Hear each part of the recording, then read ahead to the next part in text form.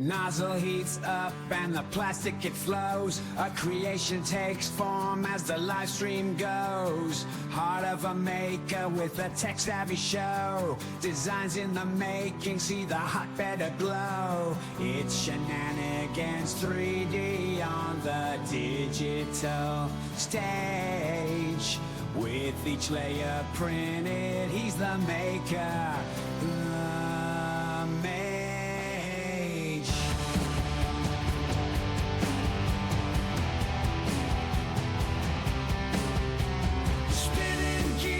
Let's start the show. Layer by layer, we watch it grow. A twitch in time with shenanigans flow. Chaos reigns with a fiery glow. We're live. We crash.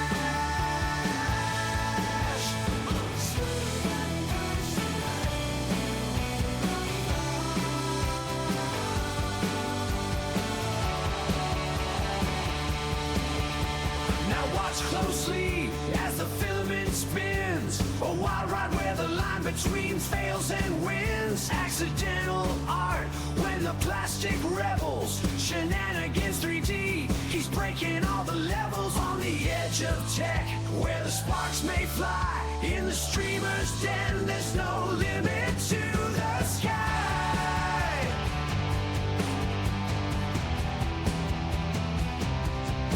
Every stream's a gamble, roll the fiery dice. Pushing limits, bending rules, not one to think twice.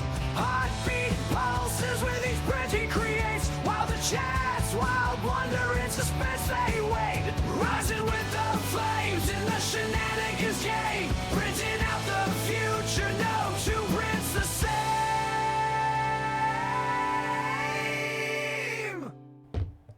Welcome in, everybody. Good morning, good evening, whatever your time zone is.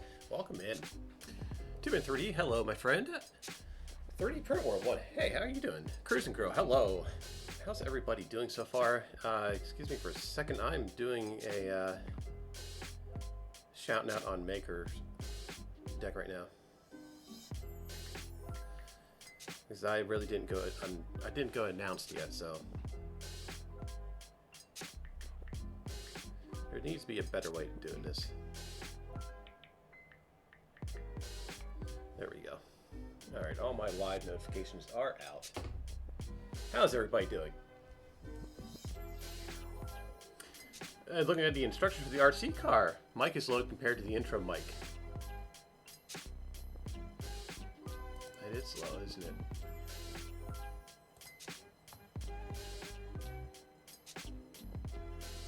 Usually have that boosted.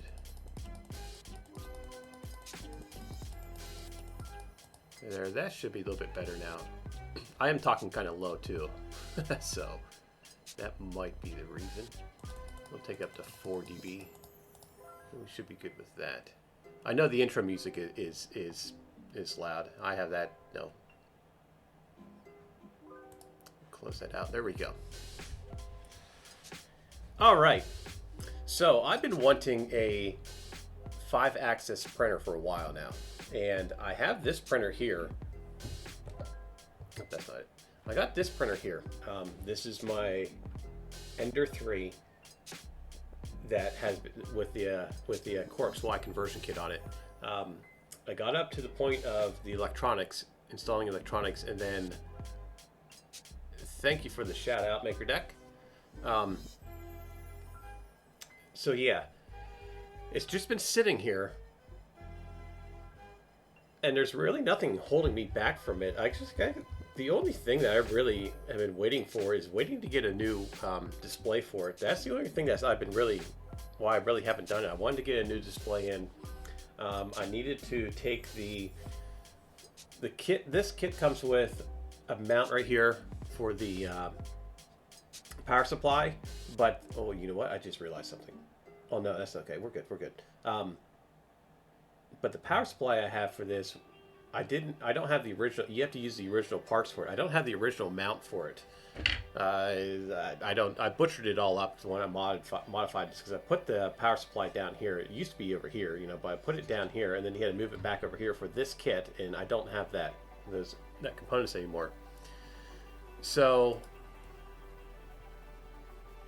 I have to reprint this and do something. But anyway, it's just been sitting here. So I was thinking to myself, why don't I, since I have this pretty much already done and I need to do the electronics, why don't we convert this into a 5-axis printer? Yes, the BTT screen. I would like to put a BTT screen there. But yeah, I want to do a 5-axis with this. I really want to do a 5-axis with this. The only reason why I even got this kit was just to play around with it, to put something together, right? This kit was going to be, this was going to print all my samples, because I have hundreds and hundreds and hundreds of samples, filament, exotic filaments, all kinds of stuff, which I really can't run through the big machines. So I was going to run it through this and to test them all out on stream. But we can still do that. We can still do that with this being a 5-axis printer. Yeah, I can't remember what screen it is. It's from KB3D had one, but it was out of stock. So that's what I've been waiting for. But then, of course, how everything else happens. I get involved in other stuff. So anyway, yeah. I just printed a piece for this, and we'll go to the big screen here. We'll go to this. This part right here I just printed. But the problem is, happy Sunday, Pesliz. How are you doing today, my friend? I just printed this part right here. But this is 8 millimeters. Or is 8.25 is for the shaft, because I'm running 8mm shafts for this. But what I forgot to put the cutout for the bearings. So, but it's okay, because the original, I printed this in just a pet sheet real quick, just kind of assemble it. Polymaker does have a ASA that is a red ASA. I want to make sure they still have that. We'll double check. Let me get the part, and then we'll double check that. But they have a red ASA that matches this color almost perfectly.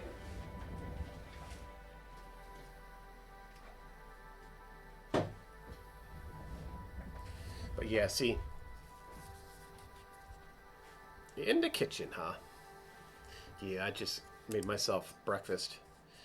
Wind farm. I've been up since 4. I went to bed about 1:30 last night. And I'm out of focus. I went to bed about 1:30 this morning, and I woke up about 5 o'clock, and I've been up working on this. This is a complete redesign right now, what you're seeing right here. Wind Farm, welcome in, my friend. How are you doing today? I think I already said hi to you. I need more coffee. I need more coffee. And I need to be... wait a minute. When Sing, how are you doing? I'm out of focus.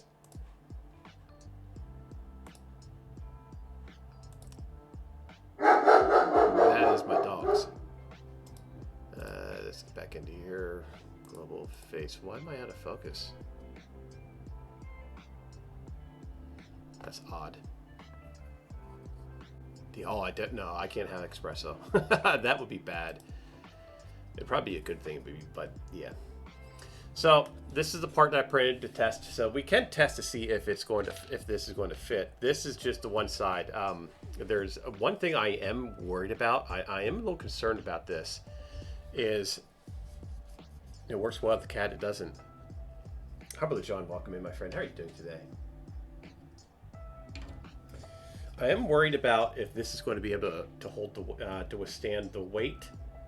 I was thinking about that right before I came on stream. Is it going to be able to withstand the weight? We are going to lose build volume with this, though. That's the thing. We're going to lose. We're probably only going to get, I would say, about maybe 150 millimeter height on the Z. So we are going to lose some build volume. We might be able to compensate with raising the mount up here. We'd have to redesign a mount here and bring it up. But if we do that, one thing we have to really consider and pay attention to is the type of nozzle that we use. We have to use a really long nozzle, because if we put like the fans, we can't have the nozzle where it extrudes at with the fans at almost at the same level like we normally have. Let me see if I can bring up my.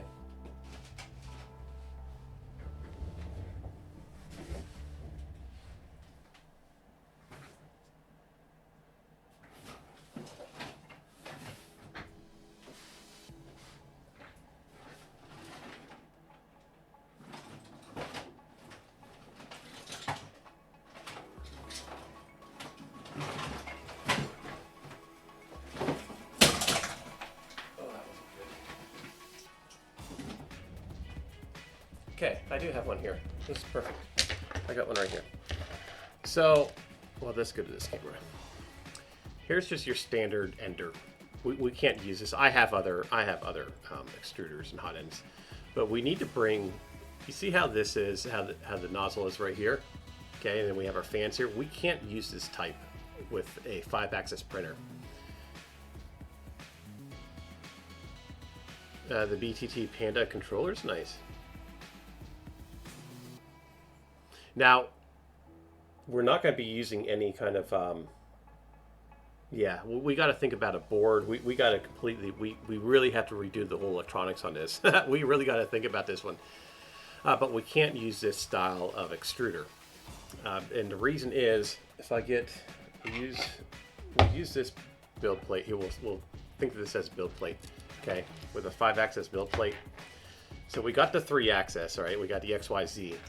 And then our 4th axis is the rotation of this, okay? So we'll be able to rotate this, and we'll be able to do some really cool things that way, okay? Our 5th axis is this plate. The build plate is going to go like this. It'll tilt like this, all right? But when we do that, look what happens. Now, if we tilt that, it's no matter where we're at, we're going to be bumping into that. We're going to be bumping into that build plate. So we need to bring all this stuff up and use a very long extruder for this. So a very long nozzle, and which means we're going to have to do. We're going to have to figure out how to get our fans to go into it. Yeah, we're going to have to. There's going to be a bunch of configurations on this, but we want this. We want to have a very long nozzle, so the outside, the fan, the hot end, all this stuff is not bumping into the plate when we're doing it. Yeah, there is that. There is that way. They turn the print head. One thing about that is you still have to worry about gravity. You still have to. Oh, Cruise and Grow. By the way, thank you for all the for those links. I have one coming over here Tuesday. So I'll get all my cameras. My cameras will all be connected, and I'll have an extra port strictly for my audio. So thank you for that.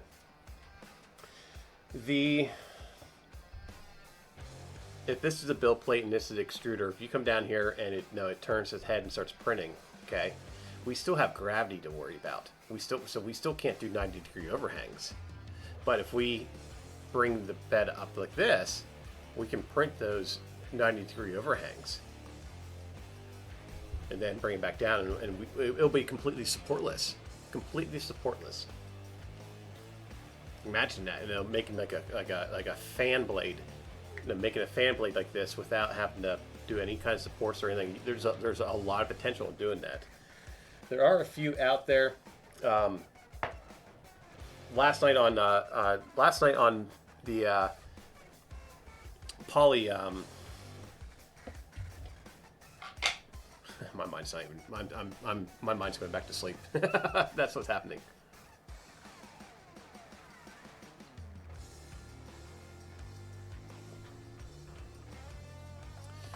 Touchscreen display with 2 working modes, compatible LCD Wi-Fi for Ender 3. Huh. Do you have a link for that? Throw the link on there if you don't mind.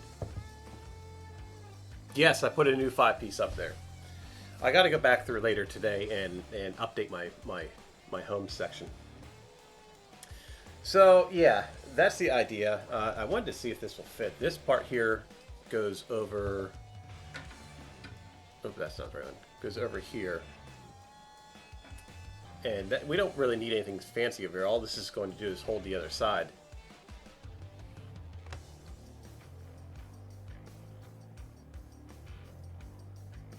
Yeah, what's gravity, right? What's gravity in a 3D printer? Yes, that's the one I was looking at. This one.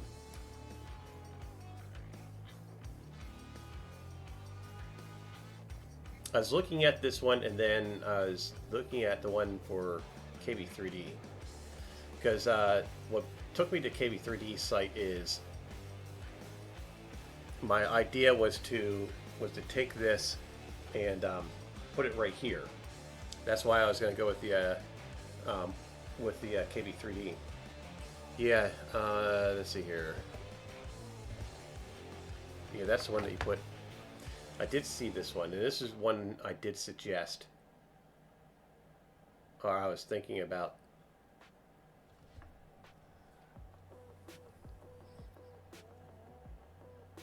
Can't remember. I think the reason why I didn't go with this one is because I was going to move the board, which we'll probably end up doing anyway. Because I'll tell you about what an idea that I have here.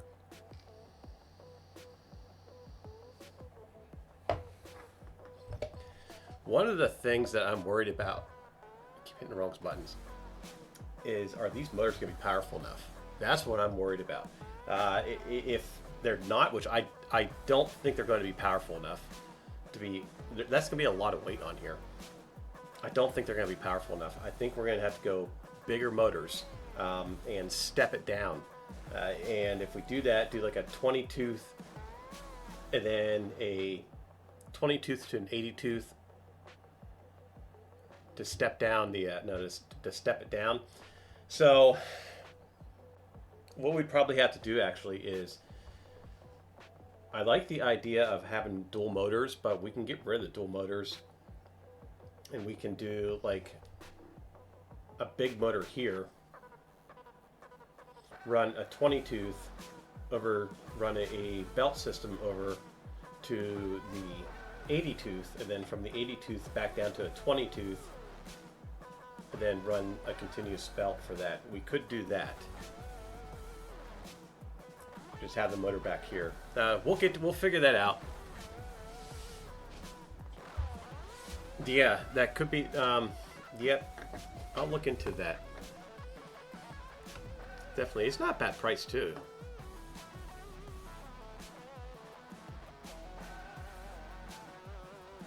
So let's get into the designing part, shall we?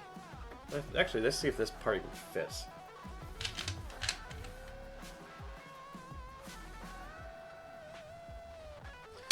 All right. Let's find my screw for this. This part goes over here, but I need to reprint this because I messed up and made this hole too small. I made it for the size of the shaft. Well, I gotta make sure these threads are locked first. I'm doing this mock-up without any kind of there.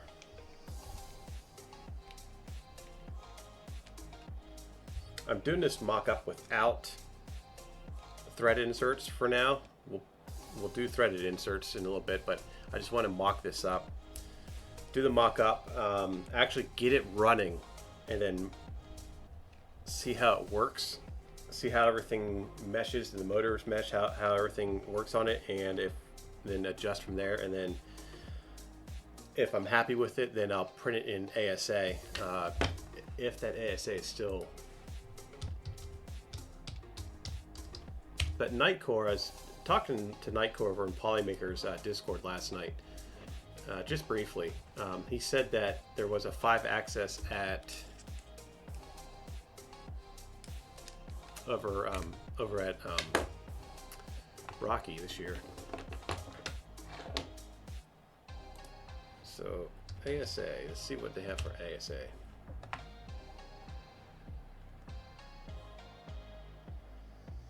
Oh,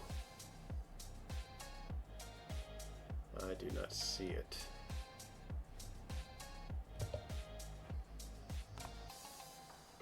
I think it was a Galaxy. Yeah, here it is. Yeah, here it is. So this is very similar to the red, the red aluminum parts here. It's got that nice and sparkly to it. Can you see that? See the sparkles inside of it? This is their Galaxy ASA. There's a couple programs. Actually, there's a slicer out there, 4 or 5 axis, 4 or 5 axis printers, like an actual working slicer. Blades! How are you doing, my friend? But unfortunately, there's no free, there's no free slicer for this. There is Open 5X, I think it's called. That's an open source, but you have to use multiple programs into one, and one of the programs you have to buy. So like you can model in it, but it's a modeling program. I can't remember what it's called now, but you take that and use it in a program called Grasshopper. Welcome in, you boy Heavy T. How are you doing today?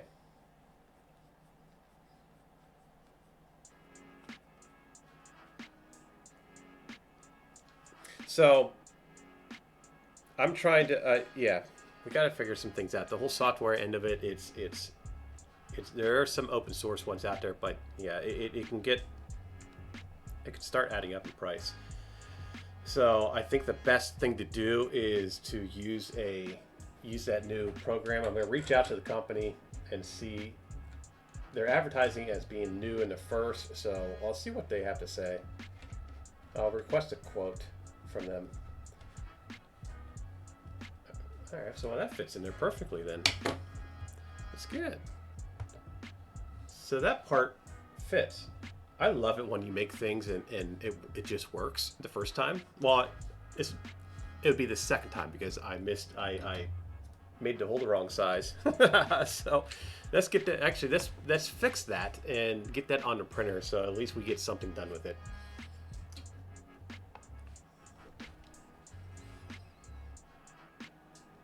Not ready made yet. Yeah, we have to use there's like 3 different programs, a whole entire different modeling program. So we have to use a dedicated modeling program that takes everything over to, I can't remember, Rhino. It's called Rhino. So we use the modeling program called Rhino, and we take that and import it into a program called Grasshopper. And then from Grasshopper is what produces the G code, which a lot of people actually use it for the Bamboo too. They use it for the AMS. I just briefly looked into it this morning, so I'm not fully 100% now understanding how it all works. But what I know now is that you go from Rhino and import it into Grasshopper, but you run both of them at the same time. So they're both open, running at the same time, producing the G code. And then you have to manually work on the G code in real time like you have to trace in, there's another program, what's that? Starts with an H. Hecto something. It's in my history somewhere. I have to go back and look at it. But that is where you tell the print head where to move, and you monitor all that stuff. And then once you have that, so it's like it's a CAD program, or not CAD program. It's a CNC program. It's a CNC controller. So once you get all that, you export it from there, and then you have your G code to send it. But it all runs like off of those 3 programs at the same time. So it's going to be it's going to be a fun task to figure all this stuff out. Kiki Jack, good morning, my friend. I think I said morning to you. 3D Medic Vince, how are you doing today? Good morning, my friend. Morning, night. Well, it's morning for us, huh? So yeah, that's the filament that I'm going to be using right here. That will be the filament.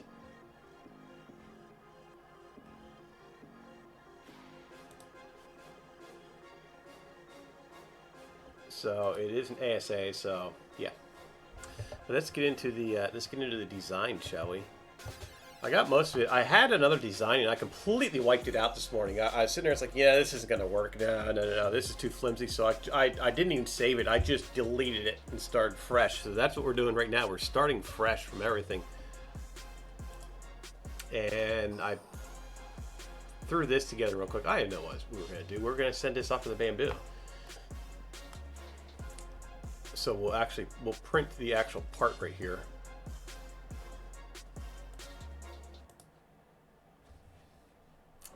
No, that's not the right one. It's gonna be like 80 degrees here in my area today, which is awesome. So this, I know this, my machines, in order for me to print what I need to do 22.25 is the perfect size for my bearings.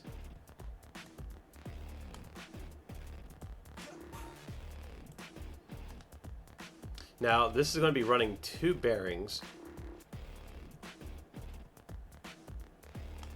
We'll have 2 bearings and we'll have a sleeve in the middle. So we'll get this off to the printer. So we'll start printing that. And then we can call that done.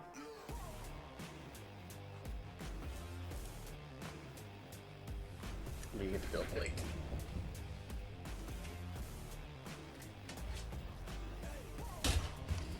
Now, there's another thing I'm going to be working on here.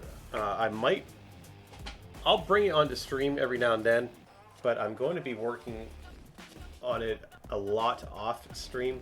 But it's the robot arm, and the robot arm is going to have an extruder at the end. So we're going to do a 3D printing robot arm. Hag 3D. What's called Hag 3D? What's that? What's Hag 3D? I have not come across that today. Is that another program? I haven't looked. I started looking into the programs last night after I shut down the stream, just briefly, and then I looked in a little bit. But we'll check out Hag 3D. If there's others, if you guys can find stuff, throw it out there. Look for it. That will definitely help out. The printer's in my way here. I can't see my other screen. So what is it? Hag 3D. What's Hag 3D?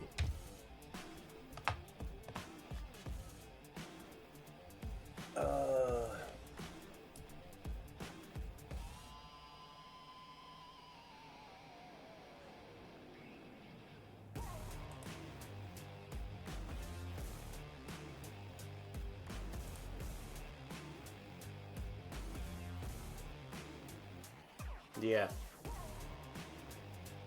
See how that's printing? You can't do that with where the print head, where the extruder twists. Yes, 5axisslicer.com. This one is what I was looking at. Yeah, this is the one that's the program that I looked into that I'm going to try out. I don't know how much it costs, but this is the one I was talking about that they have, that there's a 5-axis slicer available. So this is when we have to request a demo. We have to, yeah, I don't know how much this is. I don't. It's probably gonna be like $1,000 a month or something, the way everything seems to be lately. But yeah, that is the program. That's the slicer that I'm gonna try to get my hands on.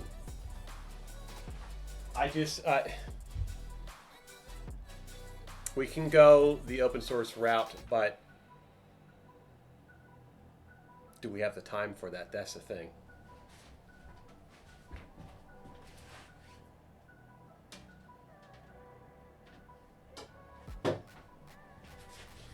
You know, I want to get this done up and running. I don't want to sit there and spend 4 months trying to code it.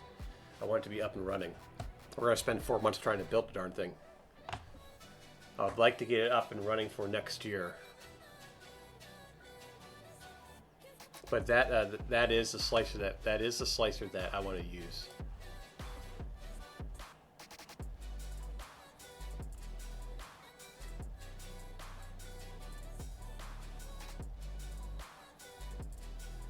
I wonder how much these machines are.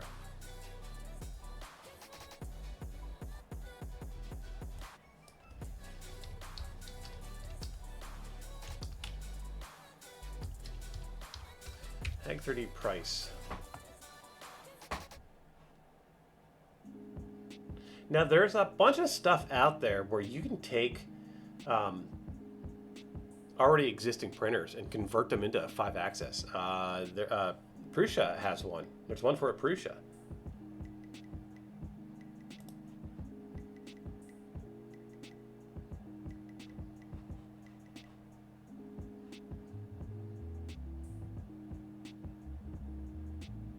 Max build volume on this is what?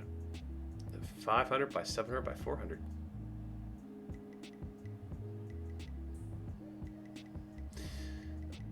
When they don't list the prices, that's that's a sign of where you need to just close the window out and say, "Yep, don't even go back and look back, huh?"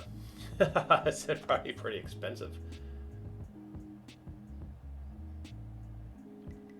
Oh, just got an ad. I can't see my screen, so I just had an ad coming in. KB3D Chris number 2, welcome in. How are you doing this morning?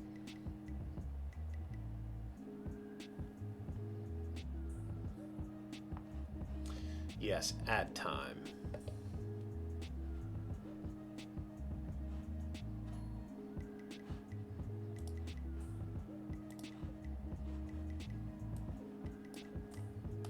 So we'll get this printing to the layer.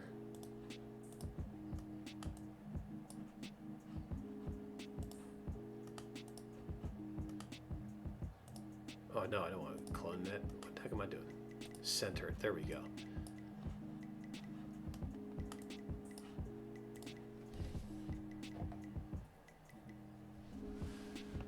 A new Sonic show. Solar 3DP, welcome in, my friend. I was just thinking about you last night. I was like, I haven't seen you for a while. I hope everything was is going okay with you.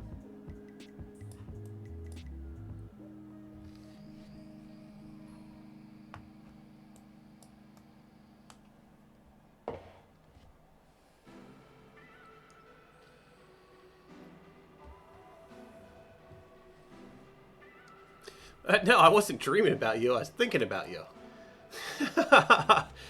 No, I was having a really weird dream about my son last night. But no, Solar, I was thinking about you last night after I shut my stream down. I was like, I haven't seen Solar around the internet for a while, and I was just thinking of hoping everything was okay, hoping that you're doing good. The 5-axis uses two merged together. We're gonna print this plate here. We'll send this, and then it looks like everybody's back. Been super busy with work, huh? Yeah. I said I haven't noticed you around the. I do watch see who's all through streams and stuff. No, just out of. And make sure everybody's doing okay, Do care for all my viewers and the community. I do care. I care. Okay, so this is good. What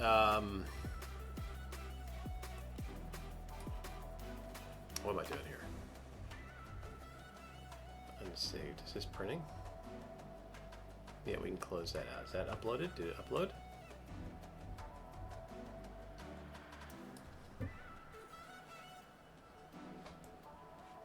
I think so. We'll find out if it prints or not.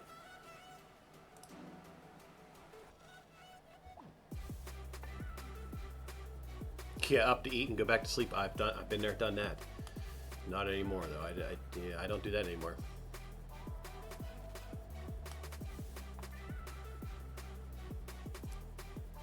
more people at the airport, huh? Yeah, so everybody's jumping in. Welcome in. Good morning, Chris. Oh, I thought you had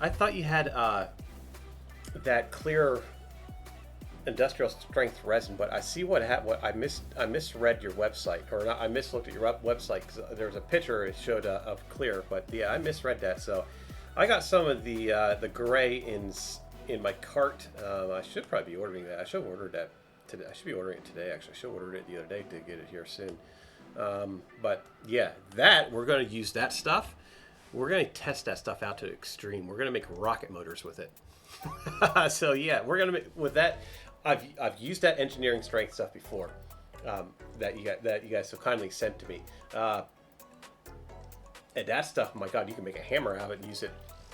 But definitely, we're gonna put it to its test and going to do some some rockets with it. We're gonna build some rocket engines with it. So we'll see if it can withstand the intensity of what we're gonna put it through. You finished the Fallout show last night.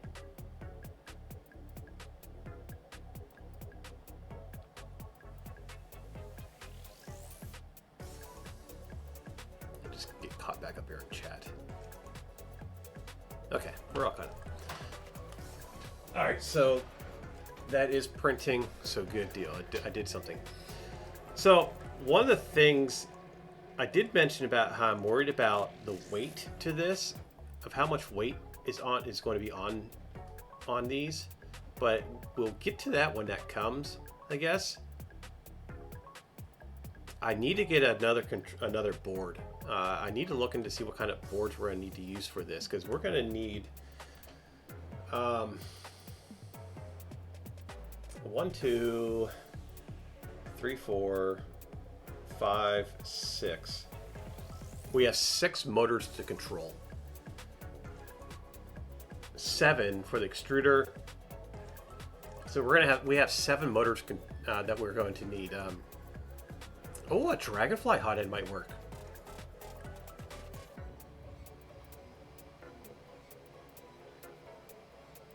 Oh, is it dead in water? Oh no.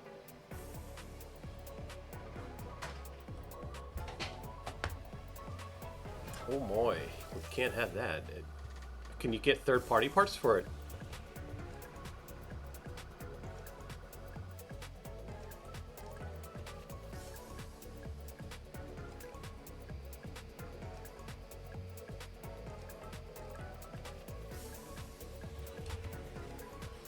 I guess maybe try.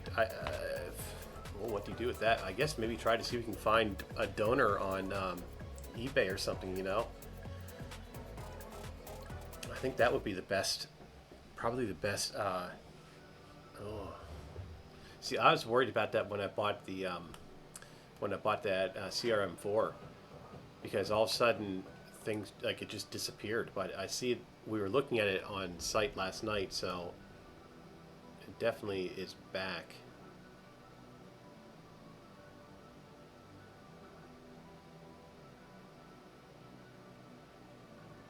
I lost something here. What happened here?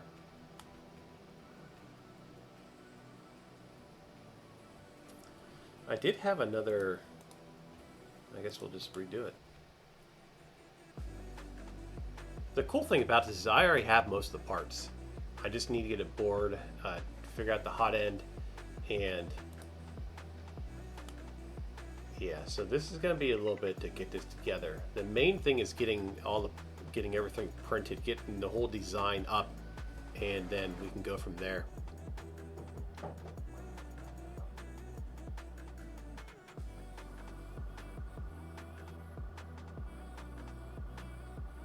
Yeah, Cruising Girl, I had that. I thought I killed my Bamboo when I first got it. With the touchscreen, you know that little teeny wire that plugs into the back of the P1S's. Well, I plugged it in, and when I put it in,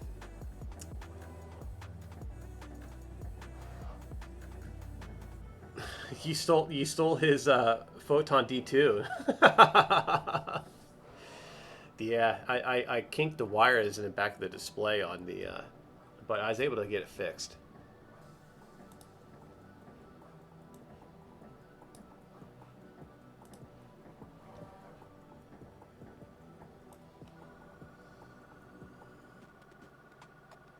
I love resin. I don't do it often. I used to do it a lot, but I just really it is such a mess.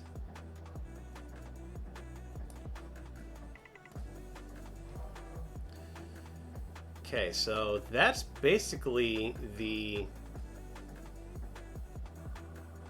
contraption that we need to make. So we have all of our hardware in here. Now we just need to do the cradle, which will be down here. We need to do this mount here.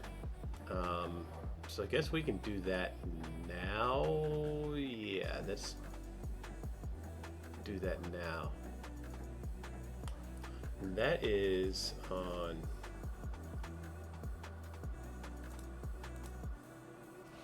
We'll okay that.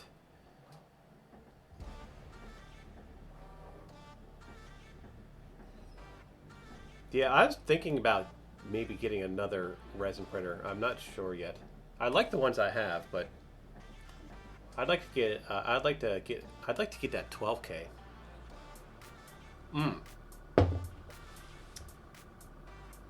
Maybe the biggest one I have is a 4K. I got two 2Ks and I got a 4K. That QTS resin prints very, very well. I'll do that on 4K, but one of the things with while we're doing our rocket engines now with resin is for the extreme detail, because we're going to be doing some internal piping, and so that is going to be that's very, very. Yeah, he did get the 8K one, didn't he?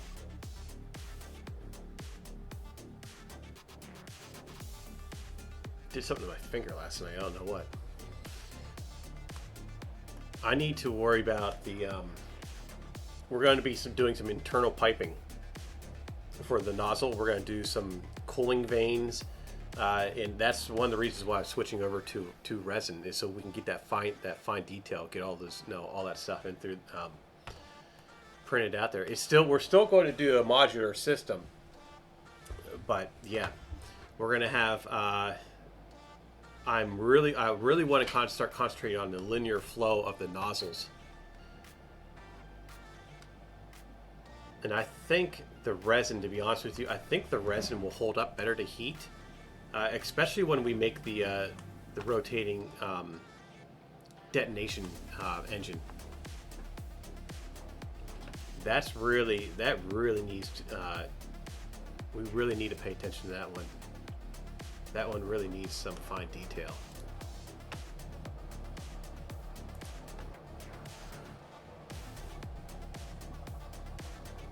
I gotta cut my grass today.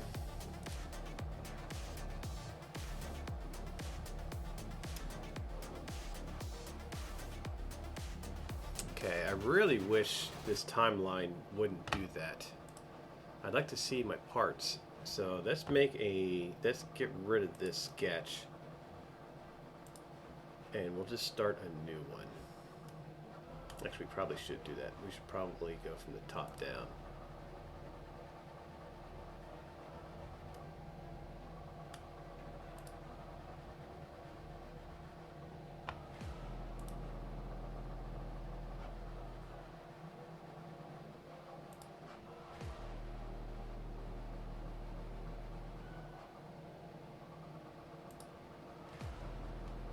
I thought I already sketched that out, though. I did. I already did sketch this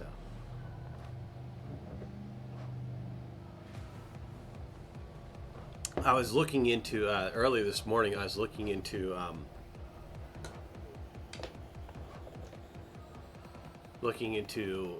making a metal printer.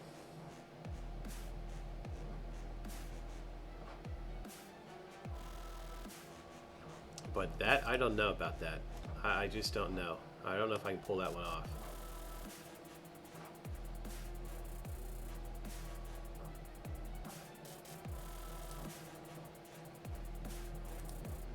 Let's get rid of this sketch here.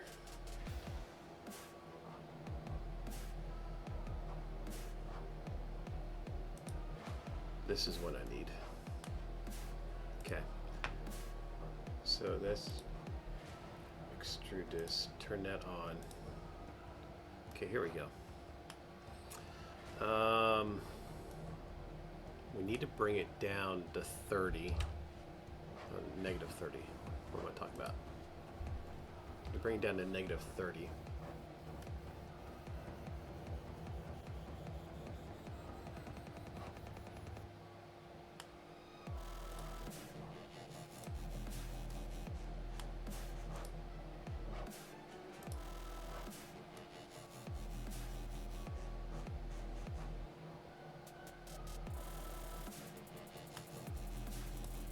This needs to be...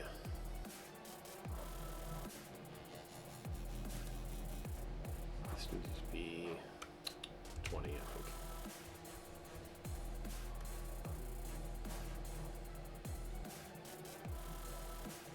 No, it needs to be 30. Yes, 30.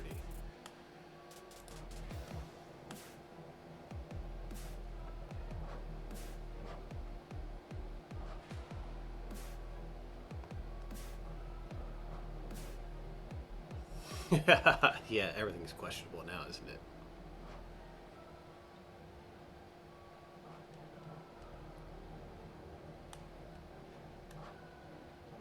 So that does...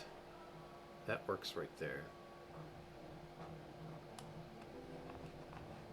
So let's get some of these turned off here, shall we? Let's get this body turned off. That turned off. We need that on. We get pulley off. That turned off. That off. That off.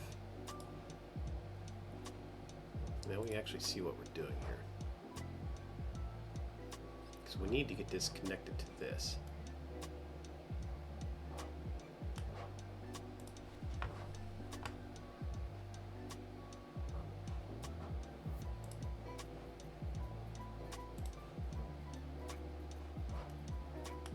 What plane are we doing this on? Let's do a new offset.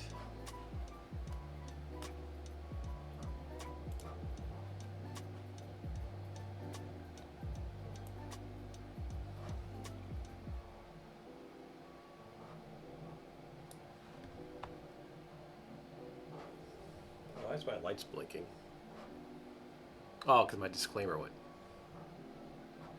What do you think? What is your honest opinion on a 5-axis printer? Do you think this is something we can? I mean, obviously we can design and build ones, but what do you think? What do you think the capabilities? Do you think this is something we should try? That is useful, or do you think this is just a waste of time?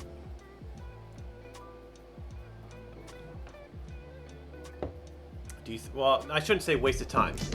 How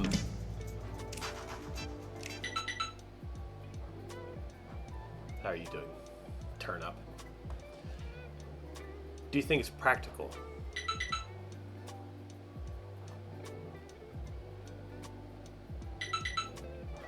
Yeah, that's what I mean. Is it on a consumer level? That's the thing you got to think about on a consumer level. They've been doing this stuff since the 80s. Okay, so this isn't something new. They've had 5-axis printers back in the 80s. They had one back in 1981. Is one was developed, and it was developed strictly to make. We talked about this last night. To make an Aerospike. The Aerospike engine was made using a 5-axis 3D printer. A metal 3D printer. That's how they made the Aerospike engine back in 1981. That was NASA, though.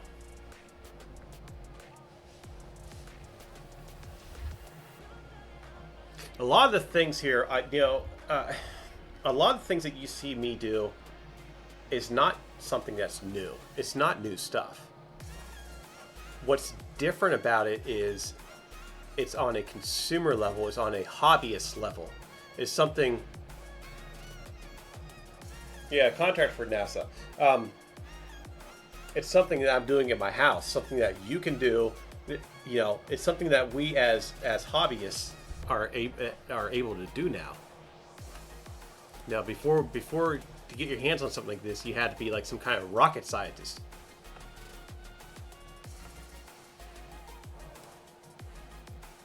So,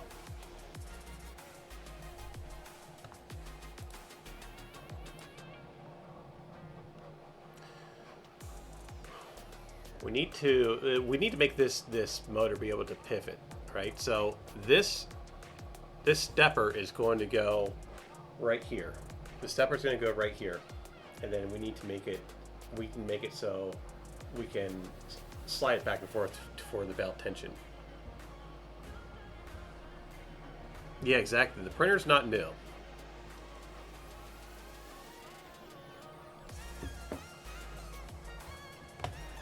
I like your machine. I do. I do see a flaw in it, though. It's me saying it this time, not you. I do see a flaw, but I'm not sure what your approach is on it. But if you're... I'm not sure what your full intentions are on it. We might be on two different paths.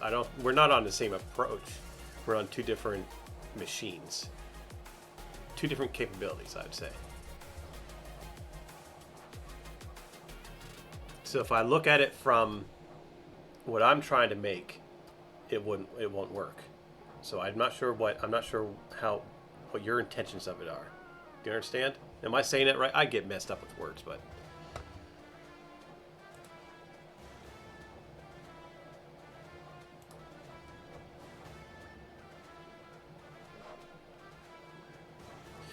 I do like it, and I was very excited when I woke up to head off to work that morning or that night to see you doing that. It's like I'm like, what? It's like, wait.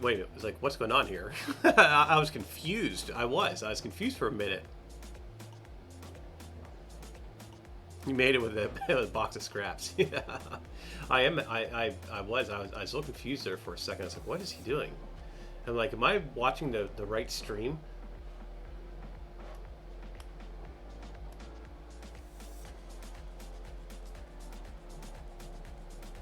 So that was an exciting thing to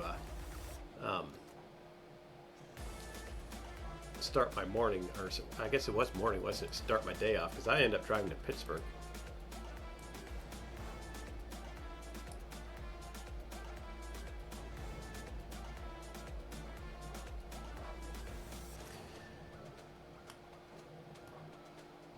We do need to we need to make this out a little bit farther.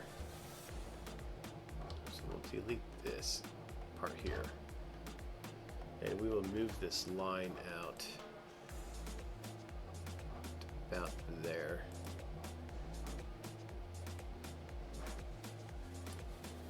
That should be plenty. Definitely plenty to tension that. And I think I purposely slid this over a little bit too small.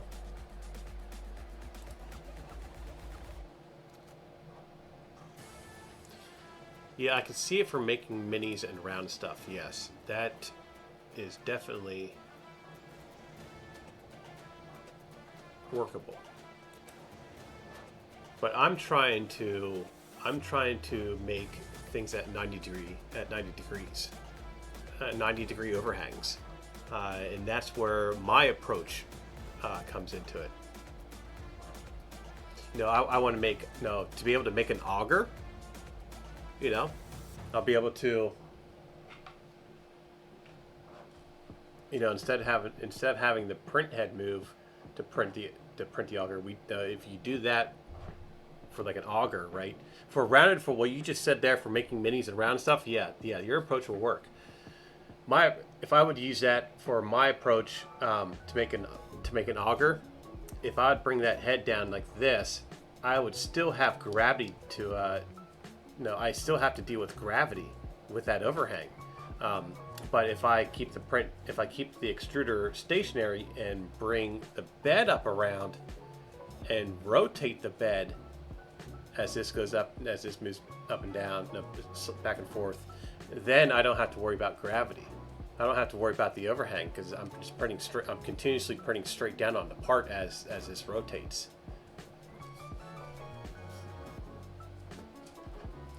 So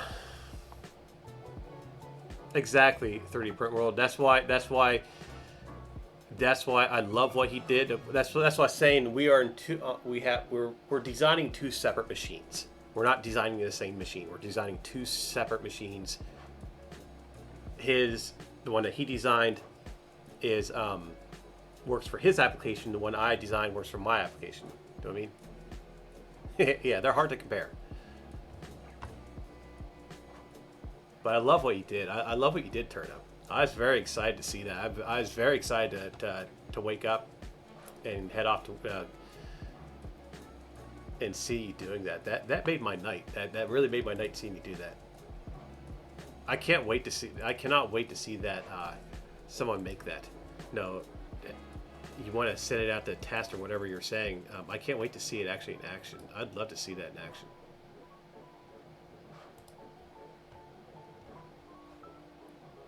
So you better get it. No, you better get it printed and build it. Get it up and running. I almost called you kiddo. I almost called you kiddo.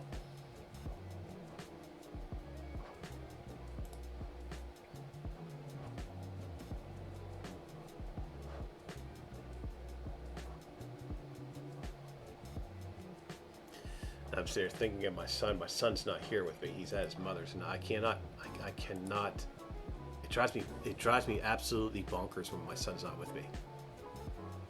It's weird, right? I don't know. Maybe it's just a parent thing, I guess. I don't know what it is, but it literally drives me like I have a hard time sleeping when I know my son's not with me.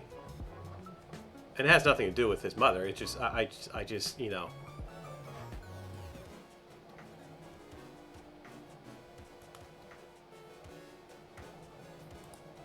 I just don't like. I don't like not being with my son.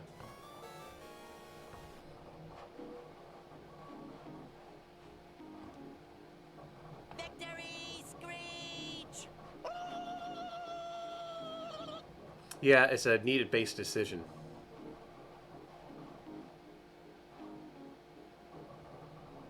Well, you know, I was gonna give you some hell again today, Turnip. I was gonna shoot a message to you and give you some hell, but I'm just not going to. I'll just let it go. You better be at your best. That's one of the things that I think about this a lot, but I think that we were put together. We were put on this earth. You know, I think of stuff like that, but I think that we Bill Everbot, welcome in, my friend. How are you doing this morning? I think that we. I think it was fate that made us find each other, because we seem to push each other.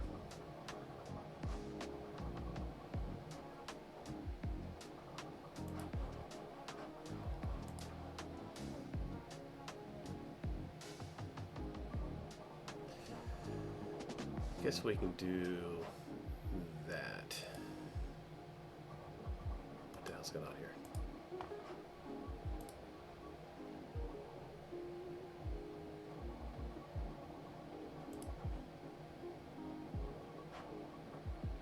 Oh, I see what's going on.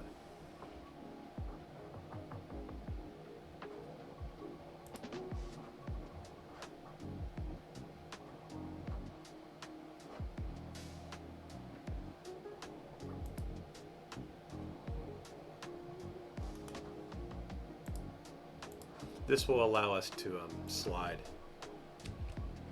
the stepper back and forth so we can tighten the belt. That's what this hole is all about.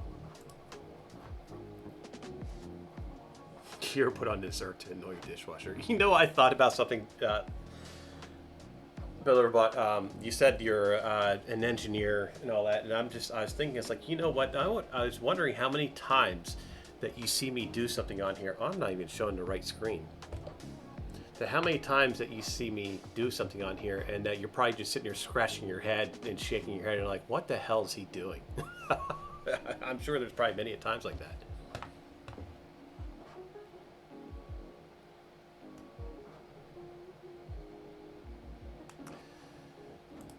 I don't know what I'm doing. I just send it. If it works, it works. If it doesn't work, then we have to go back to the drawing board and figure it out, or I'll sit off to the side, and wait for another day.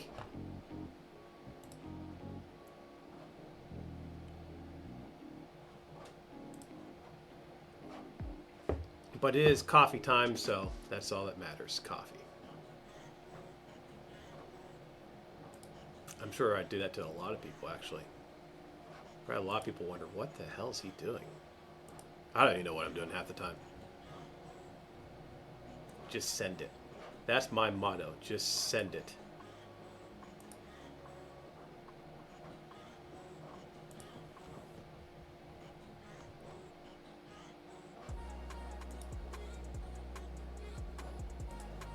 So this is the small, little tedious stuff. This is a lot of this stuff here you see.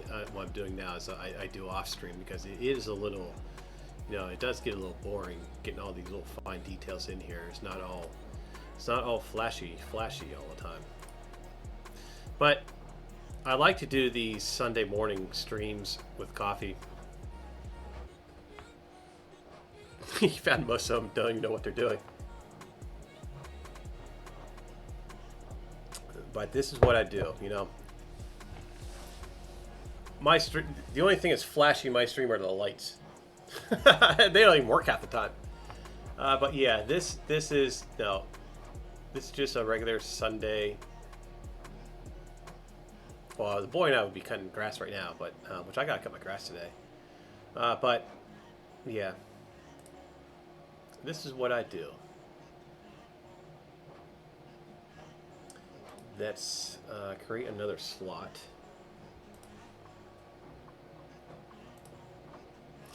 We're gonna bring these slots out probably 8mm, I guess, which we can say, and that is, what the hell's going on here?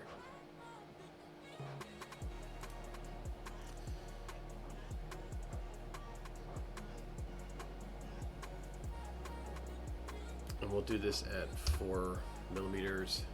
So 8 and 4.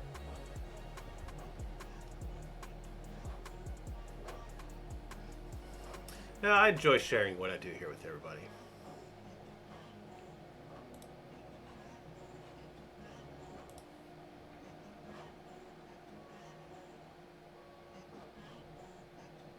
I had continuous last night after I shut the stream down. When I shut the stream down, I went over to oh,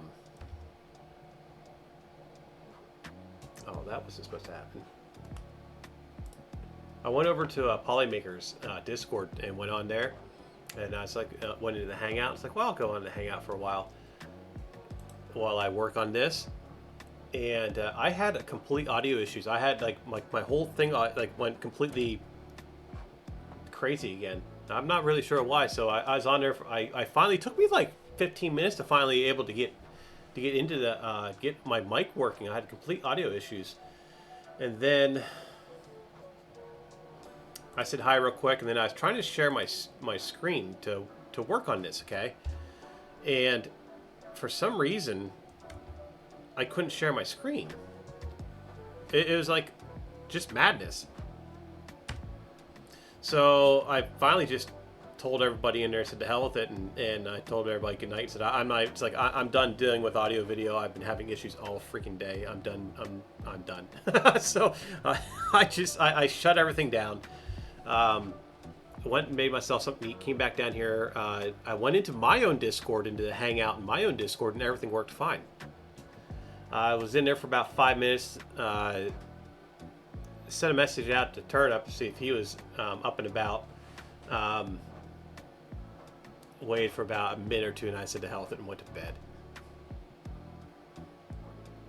And I woke up like 4 hours, like somewhere around like 4 hours later. Woke up, came back out here and started working on this. Tech Cheaper, good morning. How are you doing?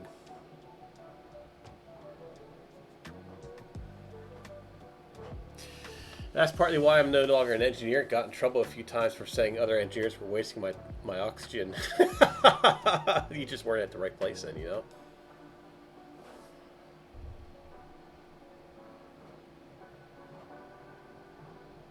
You had the theory if you had to ask a technician how to do something, you were useless.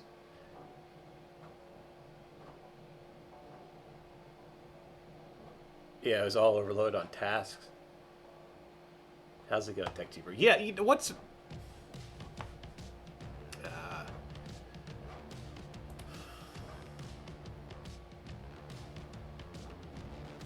I'd ask the same thing. I would completely say the same thing.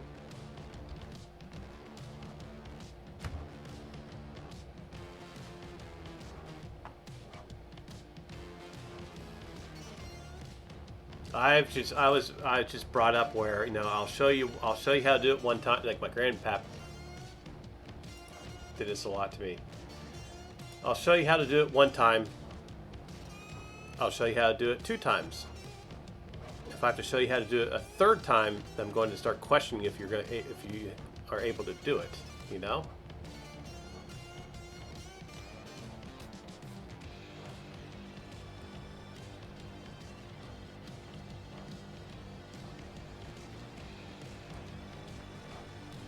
Time is precious.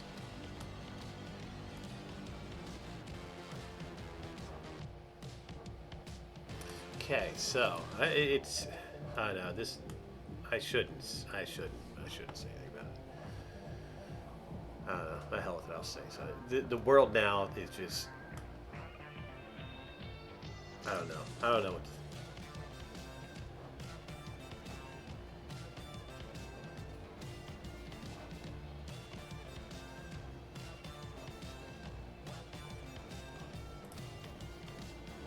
I blame the internet for it. I really do.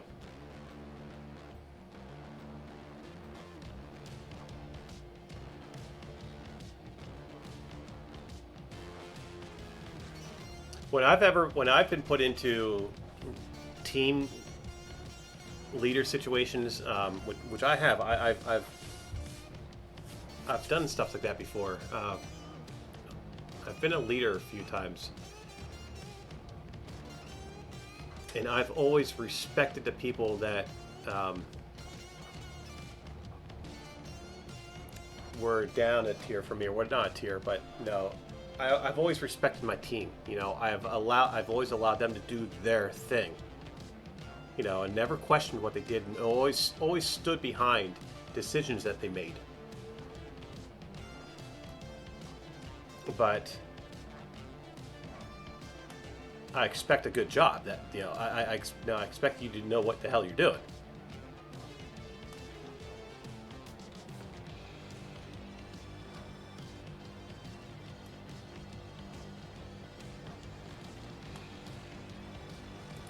I think we're good with that. I think we can extrude this. I don't want to sit there and spend, you know, half my day wondering if you're doing your job right.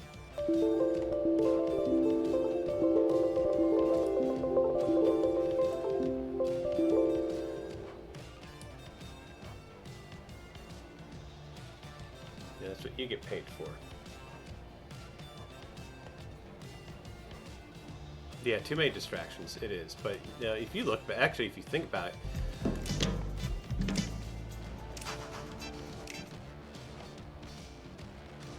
That's the thing. See, we're on this. We think the same, Builderbot. Yeah. Thanks, Steven.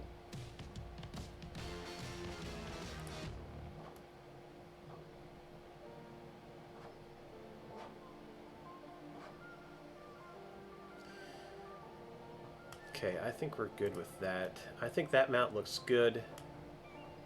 We need to put the hole through this here. Oh yeah, we still need to put the hole through that. So that mount is not good. Let's get back into that sketch. And it should be that way. That's the thing about it. It should be that way. But that's all gone now. It's all gone now. It is what it is.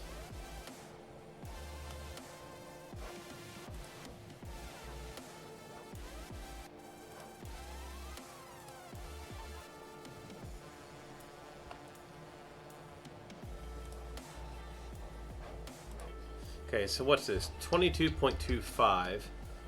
Is it 22.25? Is there 22 point... it's 22.125.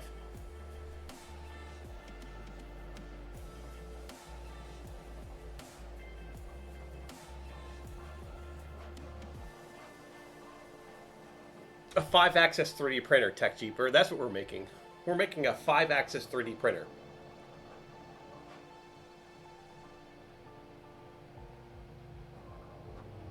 Yeah, exactly. It's well said.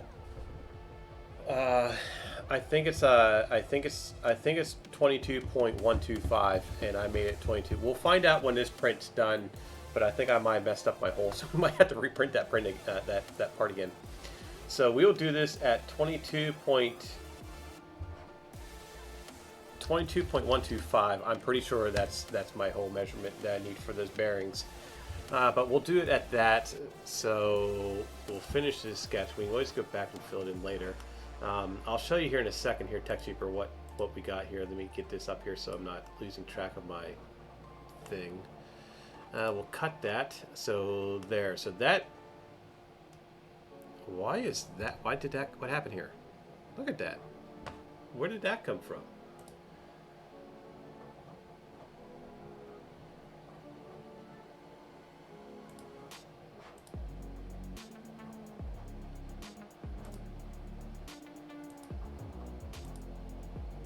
That's odd, wasn't it? That's very odd.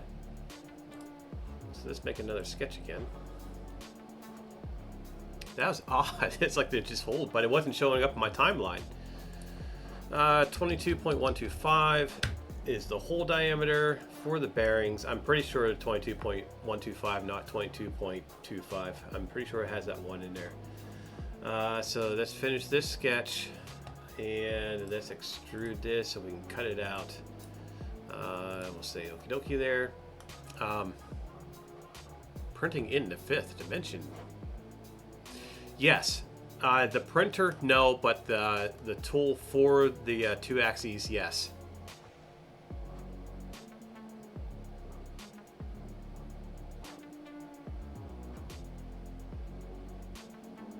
Nope, it's not. Nope. Yeah, I'll show you. ASA. ASA is all these parts here are going to be in ASA. Oh, don't even. Builder of bot, don't even start with that 7-axis. I've already had an idea. I already had an idea to take it beyond 5. Just, yeah, nope, we're not going there. Because I'll end up doing that. And then the projects will never get done. All right, so I'll chat about it real quick. I'll tell you what my idea of taking it to another beyond 5. With this being dual motors here, I didn't realize that was an ad. Sorry. With this being a dual motor setup, I was actually thinking about making these pivot. So instead of having we got the bed here, we got this one, okay, then we got the rotation. But I was also thinking about doing this. But that would just be way too complicated. Yeah. Yeah, I need a 5D printer, right? So I mean, because if we would go up here like this and then do this, well, that would just twist that. So we could actually achieve that by doing that. But yeah, I thought about making these separate so we can go like that. TechJeeper, there is a company out there that does make a 5-axis slicer, but you have to pay for it. We don't know how much it is because it doesn't tell you. So there is other ways of doing it. There is a program called Rhino. You use Rhino, a program called Grasshopper, and a program that starts with an H. I can't remember what it is. Hackdoc? Something like that. I can't remember what it is. But you use all 3 programs at the same time to generate real-time G-code for the printer. No, the Rhino is not free. The Rhino is not free. The Rhino is a modeling software, but you need to run that modeling software that goes into the Grasshopper. Grasshopper is free. It is an open source. And then the other program that runs along with Grasshopper is open source as well. It's just the modeling program is what you have to pay for. But if you do like open, let me see if I can pull this up.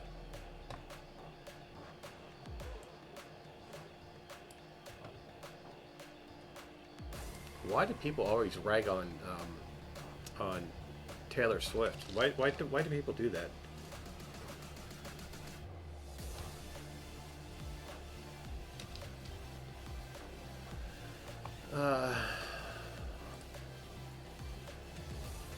What is that called? Is open something?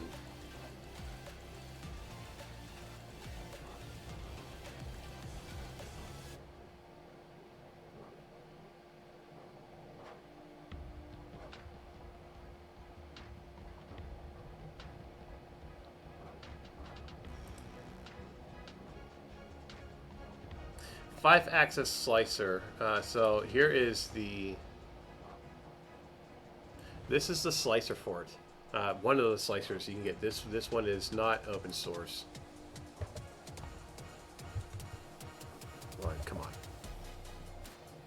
Got way too many windows open up here.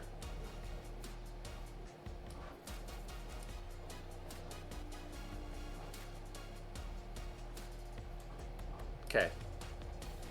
So yeah, this is a 5-axis slicer right here. This is just like a regular slicer like we can use.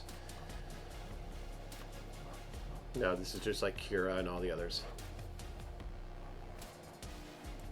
So a company, but the problem is it doesn't show. It doesn't show the price. It doesn't tell you how. It says request a demo, the blah blah blah, contact us and everything else. But you know, maybe if we can. I'm going to ask for a demo of this. So there's this route which is already done, which is the route I want to go, so I don't have to worry about multiple programs running and trying to create my own G code and stuff like that.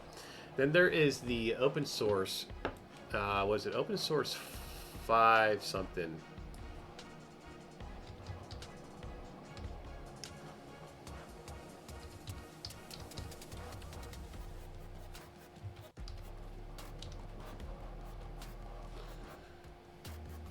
Let me see if I can remember what that was.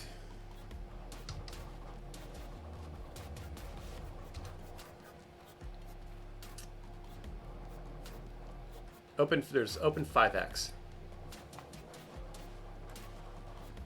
Okay, so this is the other one. This is the open source version of it. This is the Open5X. You need to run. See, here's the Grasshopper that we have to run. I don't know what this Duet 2 is. I just briefly looked into all this. But Open5X, you need to use Grasshopper. You need to use like 2 other programs in order to get this up. No, to get this up and running. But here is an open source for it.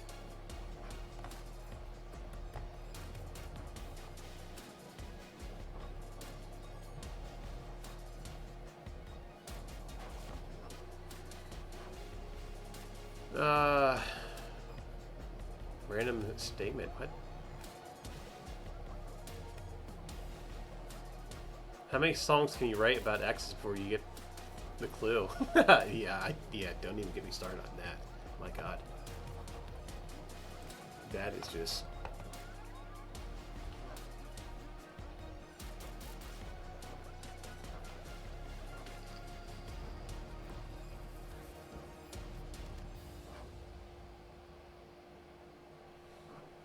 Well, it's not really. It's I guess it was a random statement for everybody. But when I pulled up my internet to my home screen there to search everything out, there's a big headline on there about Taylor Swift, about people mocking her or something.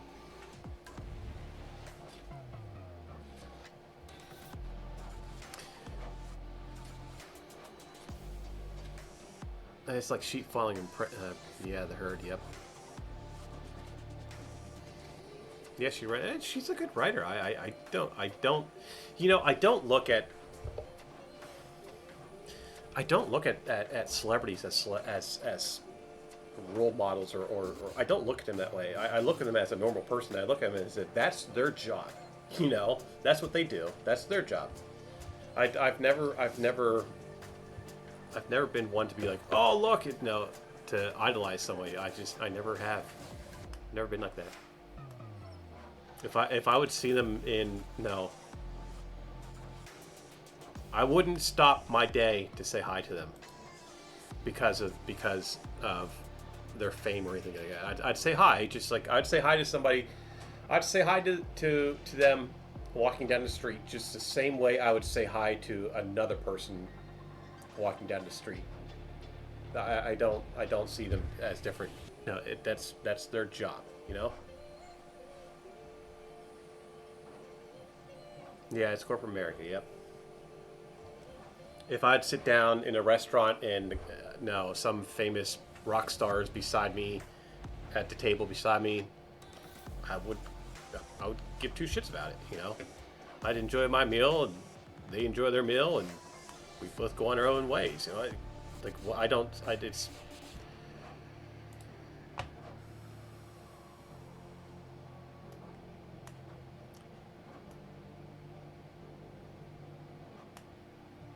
The heck, half of them can't even go out in public without being mauled by everybody. I never understood that. You know what we should do? What is the? Oh yeah, TechJeeper. Sorry, my friend. Yes. So, this is the Core XY kit that I started months ago, but this is getting converted to a 5-axis, and this is what we got. I had to tear this all down. Basically delete everything and just rebuild it, but this is what we got so far. To the screen. Yes, this is what we have so far on it. We have parts printing for it already, test parts, but yeah, this is going to replace what you're seeing on screen right now is the build plate thing, the mechanics for the build plate. Minus this. This is not supposed to be in here. This is just for me to do a cut down the road. But this right here is getting mounted on this. So the build plate mount was removed, but that's getting mounted right here, and we'll have a cradle that swings like so, which we're going to be modeling up here pretty soon. And yeah, that's what we got. Jonas Buddy, welcome in. How are you doing? And the Twitchverse, huh? Welcome in. Is this your first time here? Why is he saying it's your first time here? I thought you were in here before.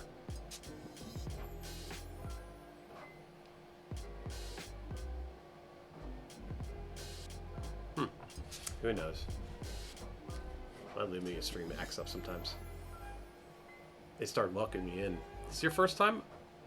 Oh, welcome in. I'm Shenanigans. Thank you for the follow. We do crazy stuff in here. Yesterday's stream, we were going to set off an Aerospike engine. This actually is what this is right here. Let's go right into here. So I'm a variety streamer. We focus on 3D printing and machinery like that. Lately, we've been doing rocketry, and this is an Aerospike engine that we were going to set off last night, but we had some complications with the design, which I knew better when I was doing it.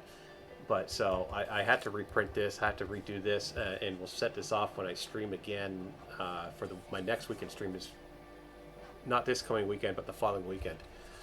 So we'll be setting this off. Right now, what we're doing is working on designing a 5-axis 3D printer with this Core XY kit that I have. And then, yeah, that's basically what we do in here. We just kind of create shenanigans in here. But welcome in, my friend. Hope you're going to have a fine morning.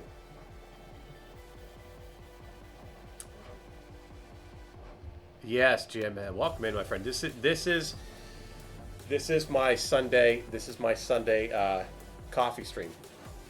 I do stream early in the morning so we can for our upside down. Oh, no, I don't think it'll print upside down. I don't think we do upside down. I do stream Sunday mornings every other Sunday in the mornings for our UK friends, so they're not up. Yeah, upside down printing, huh? So they're not up until like 4 or 5 o'clock in the morning watching us. So that's what my whole Sunday streams are about, is so I can give them a break. It would be fighting gravity, wouldn't it? Well, that's the whole point of the 5-axis, is to fight the gravity. Chris number 2, thank you for the follow, my friend. I mean, this is going to be rotating. This will rotate. If this was the build plate, no, it would rotate, and we can print like this, and we can do like pretty cool stuff. Oh, you have seen the other streams.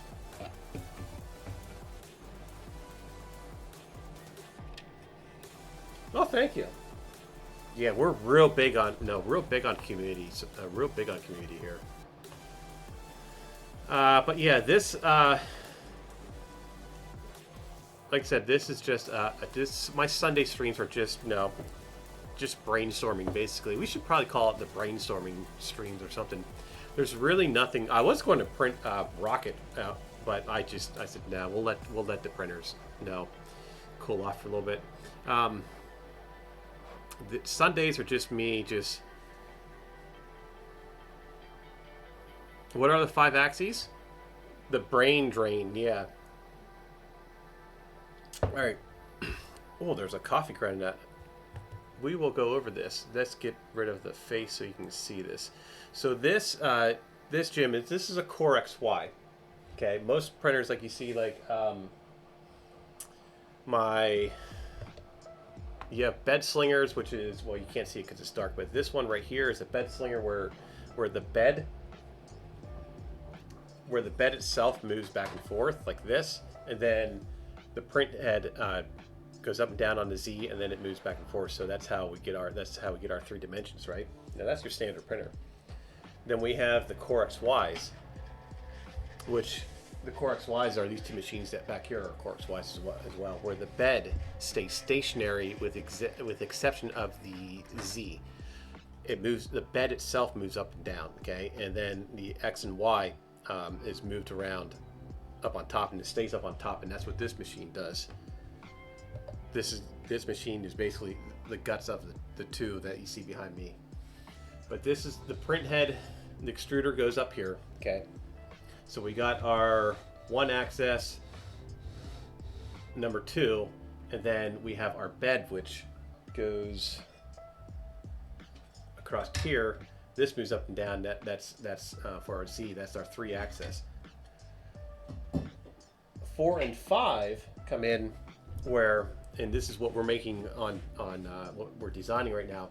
So let's say this is our build plate, okay, where our print is. 4 and 5 is this will rotate, so there's our 4th one. Okay, so this bed will actually rotate, and then our 5th axis, whatever you want to say, is it rotating? No, it pivoting. And with it pivoting, we can do things where we can print. Well, let's say we'll say this. We can print this on the side here, so where the extruder will be stationary, it will move up and down like this, but it will stay stationary, and we can print along the edge here and not have to worry about gravity. Now, because if we try to print this like this, if the build plate's here and we try to print this, we'd have to have support underneath here. But if we are able to pivot this, we can print straight down here and not have to worry about supports. So we can do things like propellers, impellers, augers. No, like we can do a bunch of cool stuff like that. So that's where 4 and 5 come from, and that's what we are doing right here. And that print is just finished. So let's get that. Well, that is. Oh, on there.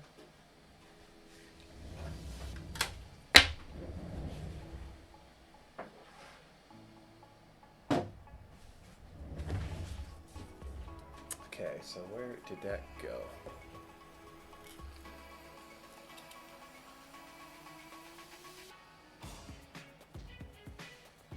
Exactly, Jim.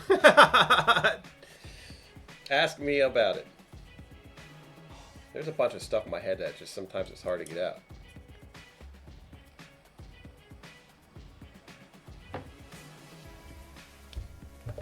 Okay, so here's a little piece that we just printed. This is going right here.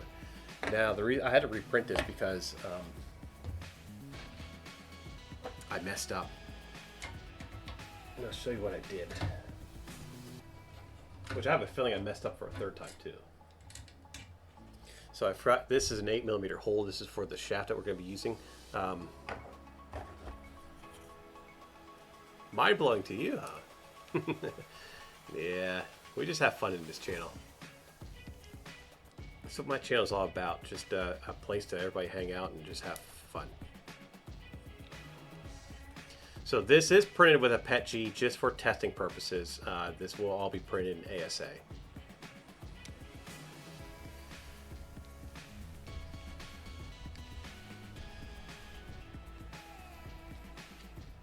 What is the key material in the 5-axis printer?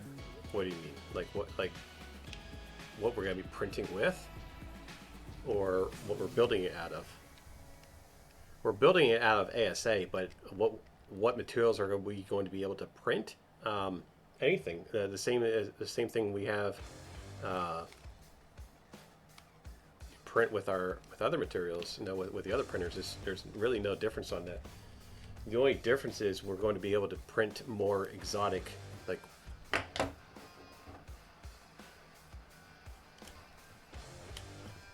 Yeah, well, you know, I do have those too. Those machines, well, except for that one. That one's not straight print, but yeah, I do. I do have.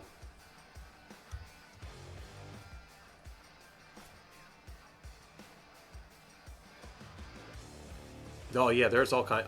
Oh, when we get this done, I have some crazy filaments. I have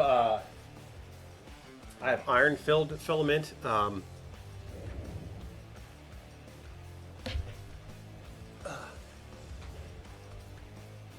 That hurt the back. Let's do this here.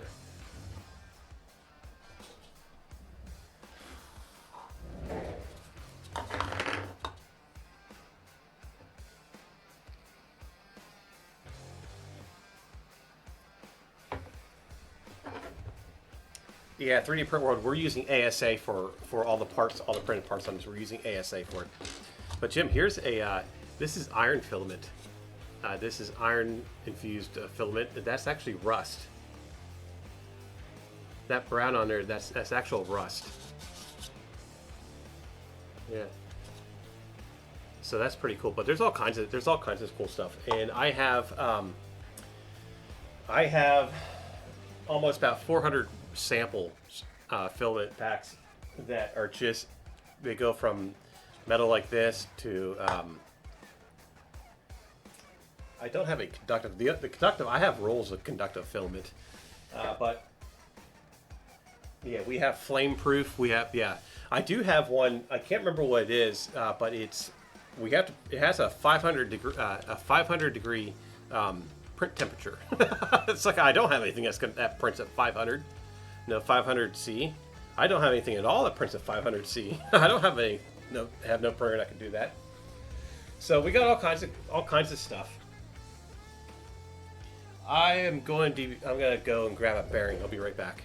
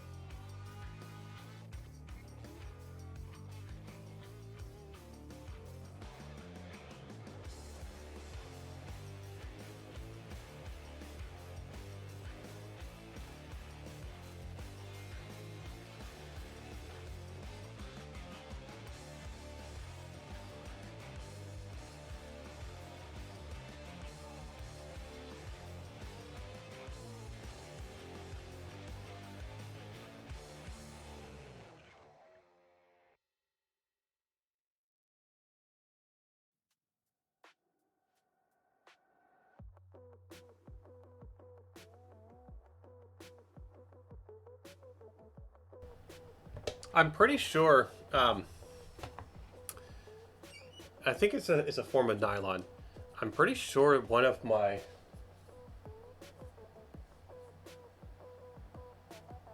I think the CRM4 actually handles 500. I think I can go up to 500 on the CRM4. I think I can do that.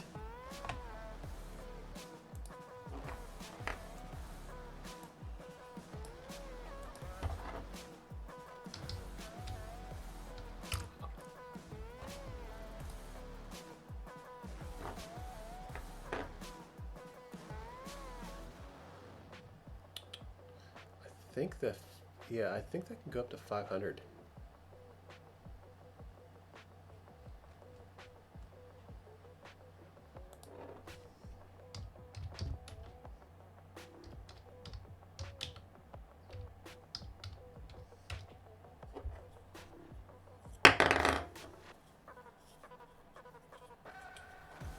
Yeah, it says 300 is max on the, yeah, the 300s. Excuse me.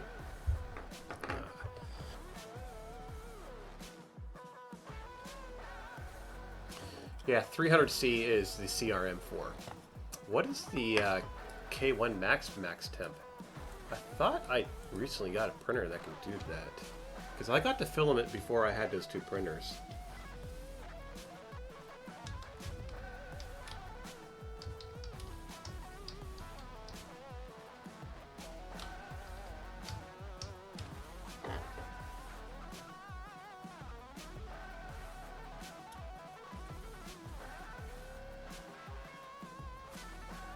Well, that's only telling me, what the heck? That's only telling me that's only capable of printing up to 30C. That's not right.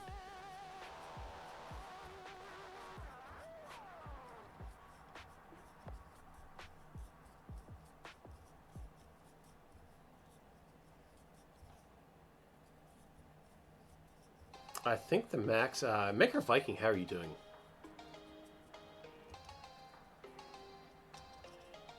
No, the hot end that's on my CRM4 is completely it is different. I have no idea what I think we might have figured it out last night though.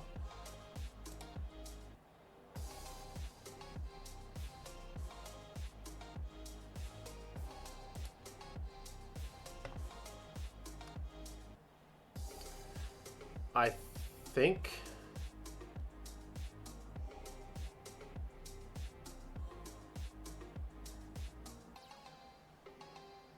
No, works well up to 300. Yeah, no, that the K1 Max is 300. It's on that one.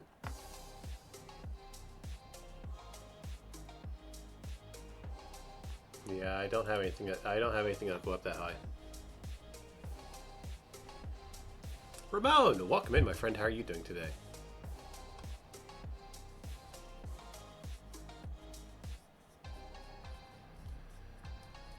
Let me get it caught back up.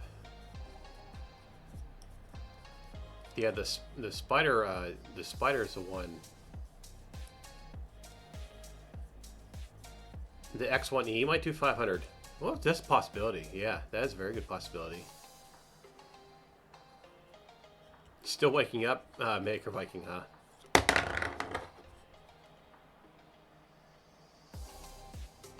Okay, so I got the bearings. Let's see if we. You know what? I do have some other some. I wonder how high that. I have two other extruders that are just. I wonder how high they can go.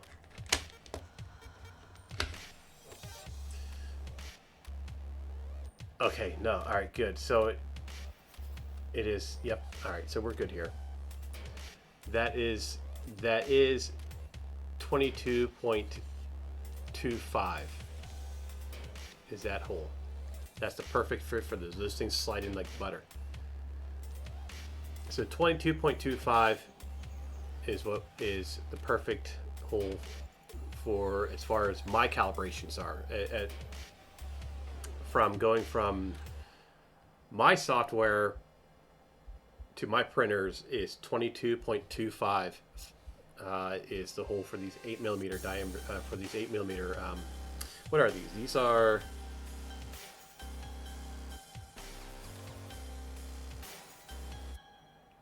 These are 608Zs. Bearings. These are just regular skateboard bearings, right? But 22.25 is what I can print, is what the setting that I need to have a nice fit. So that will go over here. And we'll put that together. I do need to put a, we do need to print a spacer for this though. That we do need to do.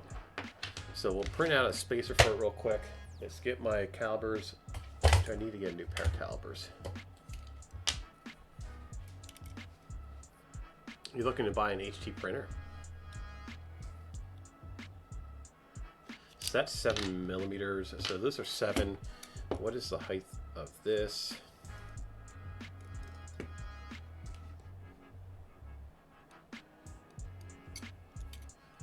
That's 30.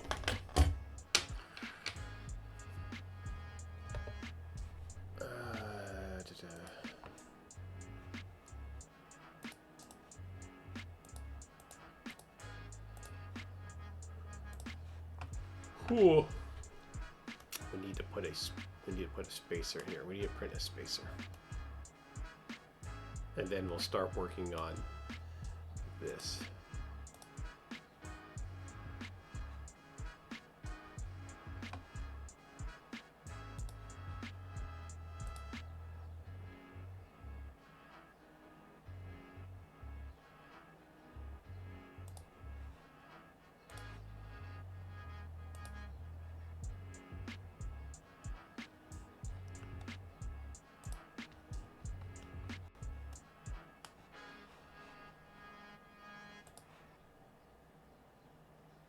What did I say? We need 16.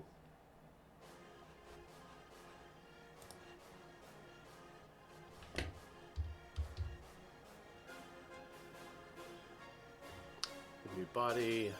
Hit OK. Let's send this off to the printer.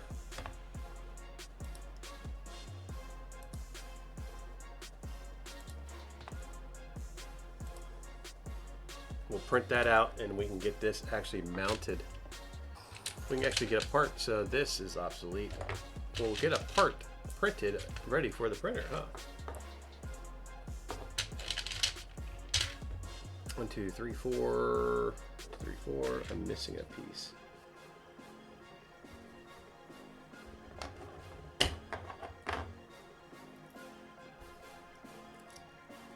Joe Mike Makes, thank you for the follow. Welcome in, my friend. How are you doing today?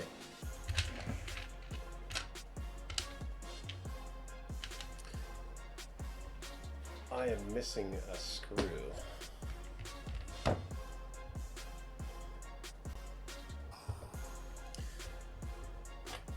Well, I don't know what I did with it. It's on my desk somewhere, so that's okay. Let's get this off to the printer.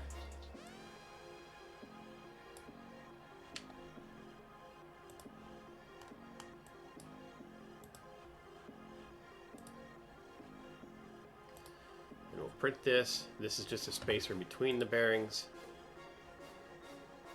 I better do something with that bed though. Have a magnet. We need a magnet for it.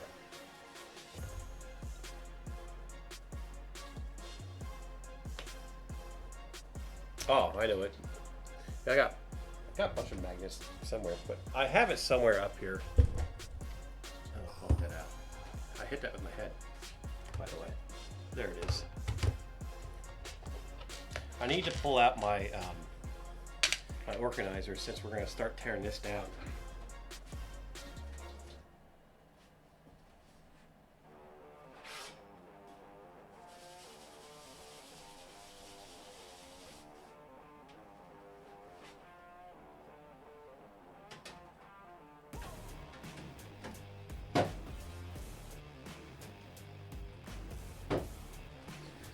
Okay.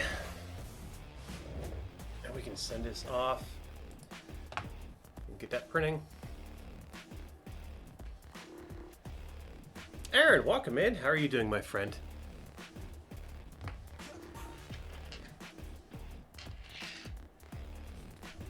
It is warming up here, isn't it? It's supposed to be like 80 up.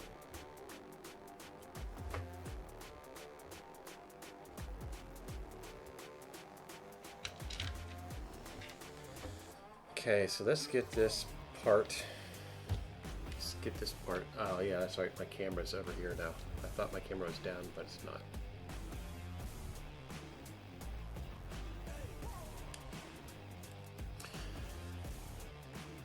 I'm trying to figure out how to make the bed a continuous, no, to continuously rotate. I need to find a connection for that, because we would need one of these steppers. These steppers have what, five wire, aren't they? Or six? There's six connectors on it, 6 wires. So we definitely need to do figure out some type of connector so we can continuously rotate the bed. Wait, no. What am I thinking? No. That was another design. Okay, nope. We don't need that. That was completely different. That was a completely different design I had. We don't need that. Never mind.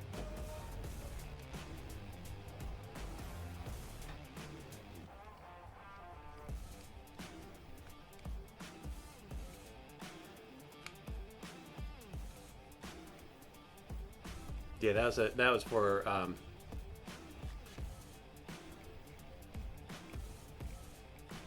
that's for a different design. So this is our first part. This, like I said, this will get reprinted in ASA. This is all for mock-up.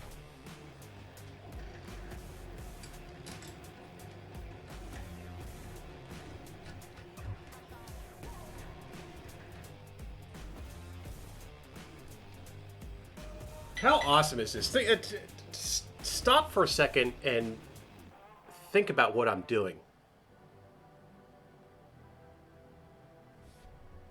And you all do the same thing.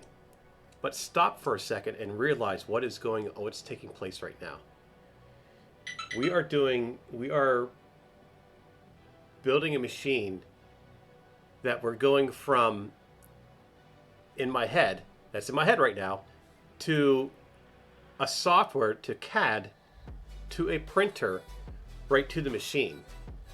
I just designed that part, and it's now on the printer here an hour later. It's now on the printer.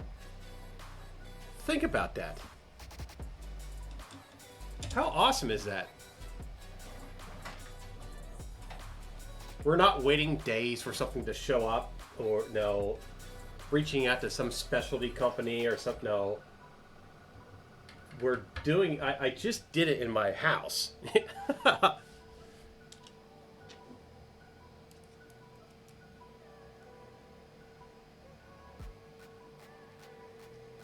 Welcome to the future, exactly. How awesome is that?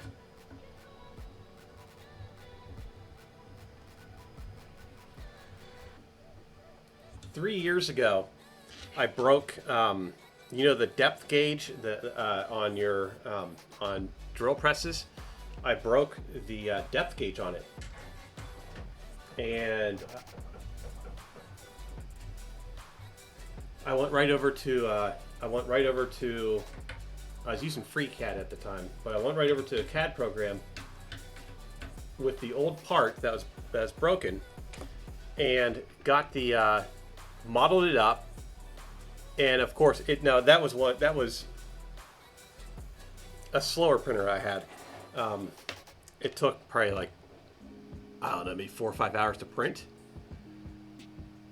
But anyway, by the end of the day, I was using my drill press again, because I did the mock-up, I printed the part, I put it together. Actually, I actually did it. There's on my YouTube short, one of my YouTube videos.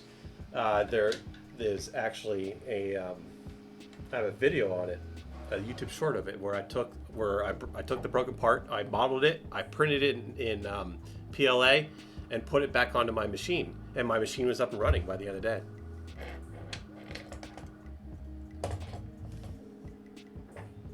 Yeah, it does save you a lot of time, but one of the things though is you got to they're just aluminum. Yeah, these came with the no, that's part of the kit.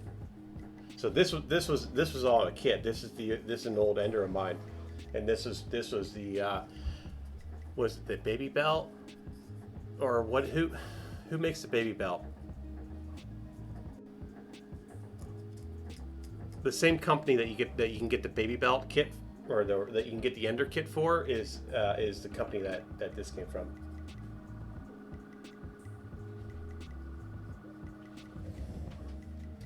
I never realized, but there's etching here on the side that says Core XY, Ender XY. No.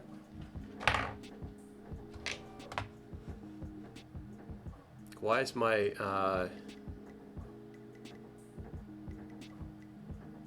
yeah, this was all a kit. This actually, Digital Dragon did one of these, and I just got rid of 2 of my. I have a total of 4 Ender 3s. One is still in the box that I haven't even unboxed. The other 2 got donated out, and this one I saved this one to do strictly for this conversion kit. So I ordered a kit after watching Digital Dragon. Ordered a kit and started building it. But then I stopped because I ran into some issues or something. I can't remember what it was. I stopped for a reason. Besides, I wanted a different type of screen.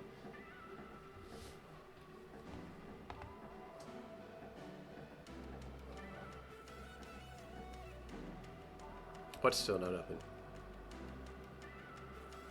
What is going on with my bot? Whatever. Okay, so that's printing. Let's get back into the CAD. I tell you what, I got an ad that's coming up. Let this one, my mods are in here. Let this one roll through. It'll give me a time to go out and let my dogs out real quick.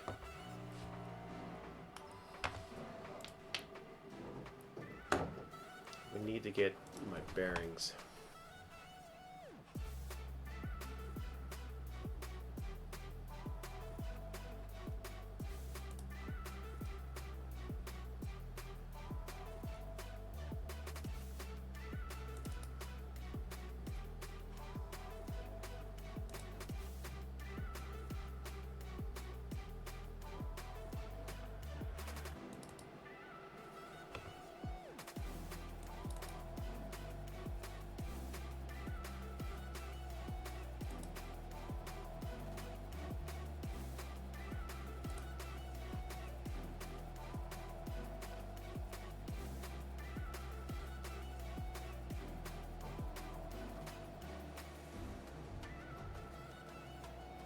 Chris Mink, what?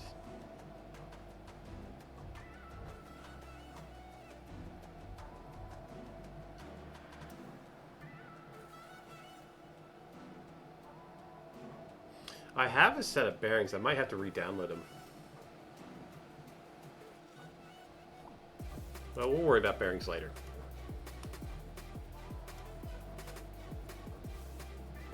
We're going to print the sleeve out, and then actually we can send this. I think we're good on this to send this out to print. Let's round these corners off so we're not, so we can try to save some filament.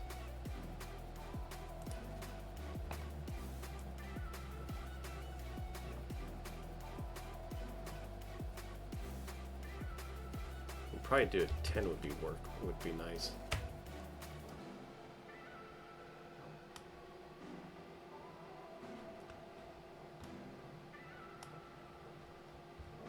I don't like 9D, I just don't like edges like that.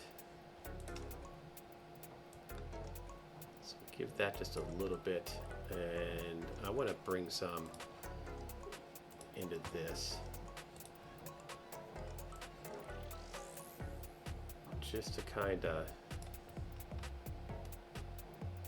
that will work.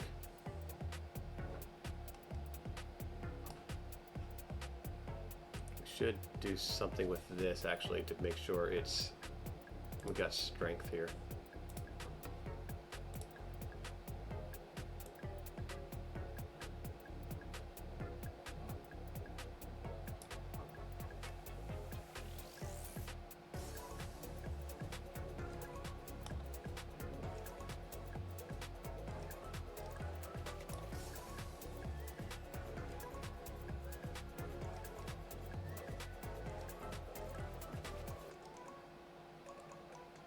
I'm gonna keep this how actually, you know what, this should probably get rounded too. Not much, just a little bit.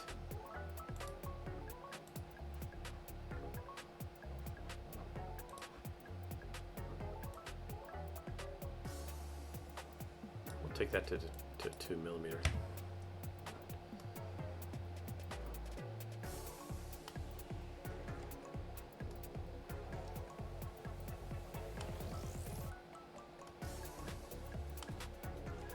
We'll take this to 2 millimeters as well.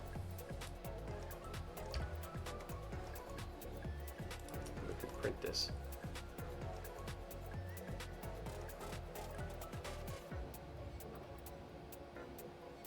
Now, yeah, what is that? Is that rounded? Yeah, that is rounded. Okay, I'm happy with that. We'll roll with that.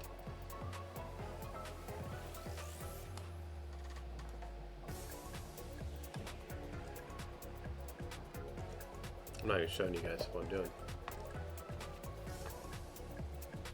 Oh, I got an ad here. I'll be right back. I'm gonna go let my dogs out. I'll be right back.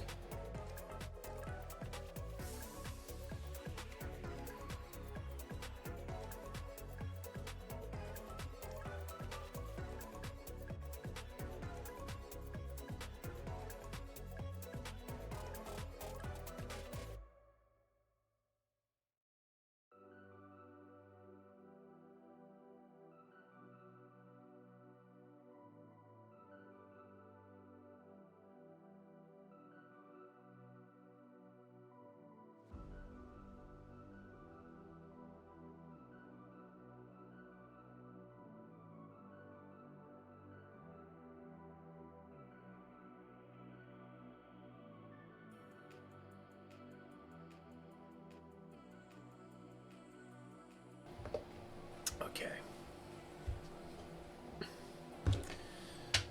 We can send this off to the printer and that can be printed. Make sure I got the hole diameter. Yes, that's 22.25. That is set properly. The holes for the stepper and the stepper location. We can slide the stepper back and forth to accommodate to tighten the belt. We're good on that.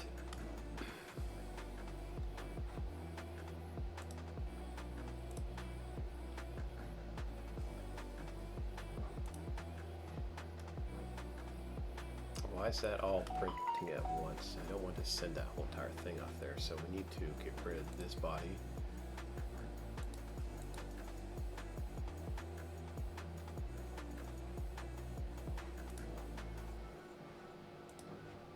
We need to close these bodies down.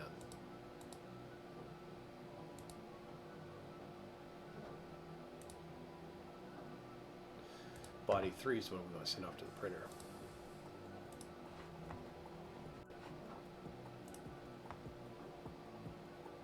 It should only take like maybe an hour and 15 minutes, I'd say, to print this.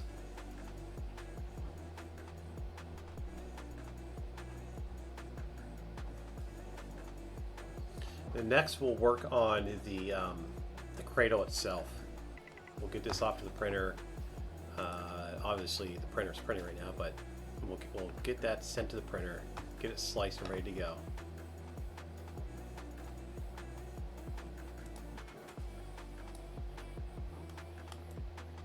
And we're going to print it with this side.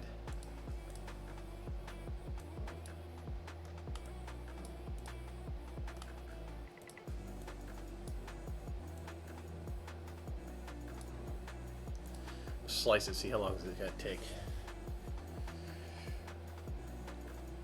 Hour and 10 minutes total time. That's close, huh? obviously these are not the finished parts.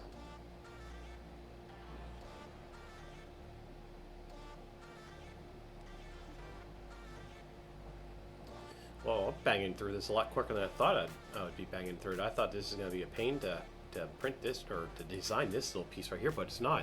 I approached it pretty good, I think. So we'll put that off to the side so that we can start that print as soon as that bushing is done. I should have printed 2 bushings, but I didn't. And let's bring everything in. The rod is not there. That was just for a cut, so take that rod out of there. Now, the way I'm going to do these flanges here, the flange is going to sit inside the cradle. So it will be assembled. We'll put there's an 8mm rod.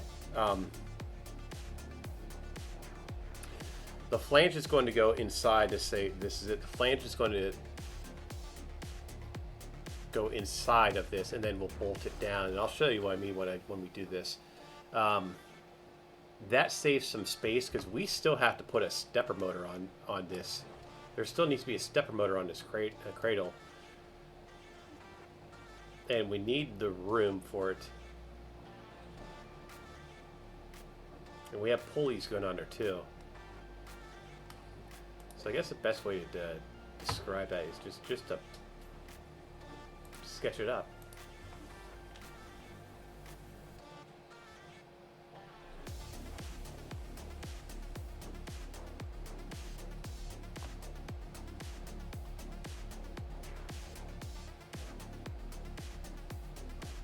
This needs to be moved.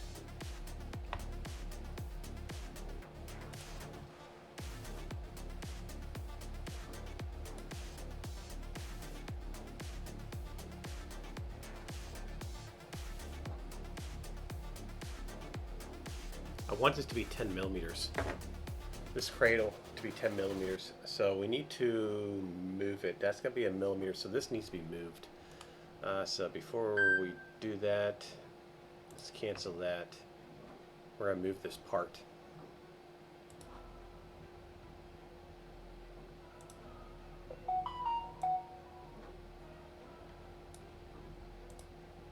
I got to get out of Sketch before I do that.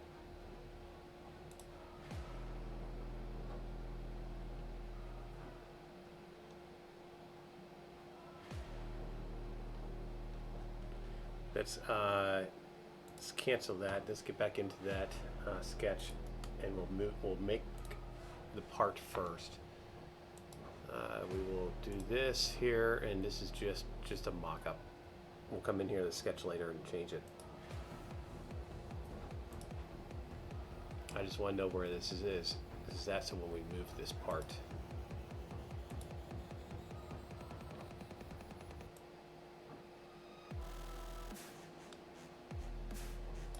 That will work. My eye's all itchy. Yeah, what the heck's going on with my eye?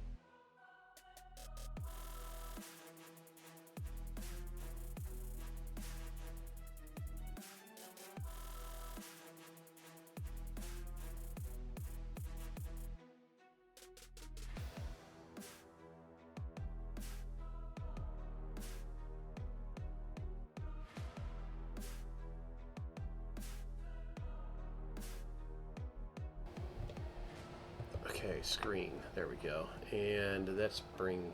Oh, my face isn't on. I apologize for that.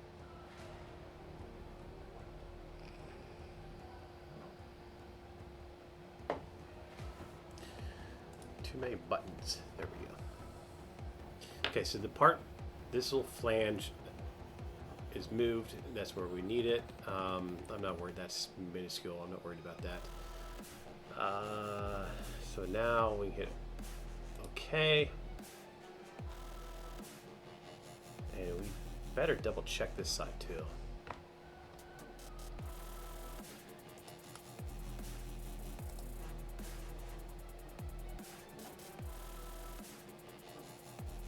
Yeah, Yeah, see, this needs to be moved as well. So we're going to keep that spacing.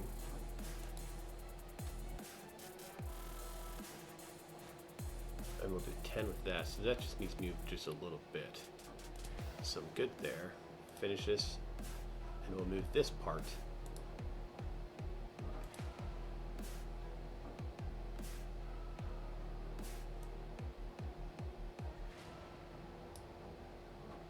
What the heck?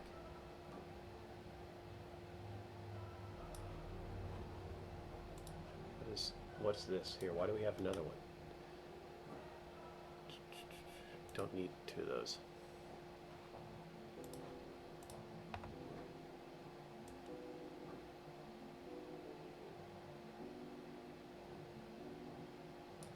That will work.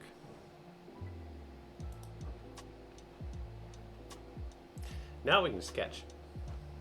Now we can make our cradles. Now since we have this all lined up where it needs to be, we can do our cradles here.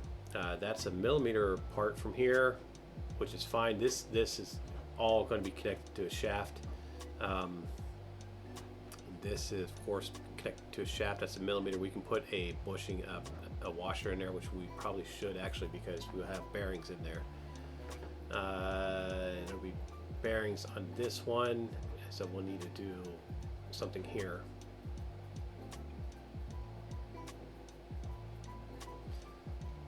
And I'll show you what I mean by this cradle. First, we need to bring in another. We need to bring in another stepper.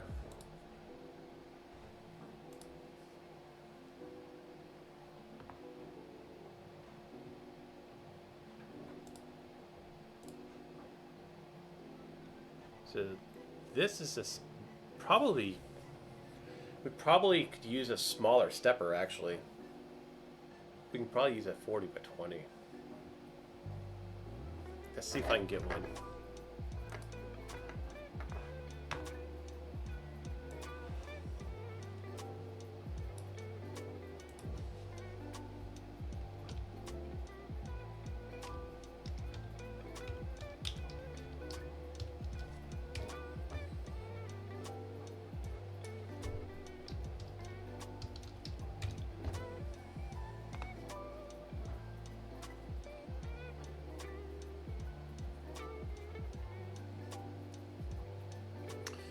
Yeah, because this stepper might be too big.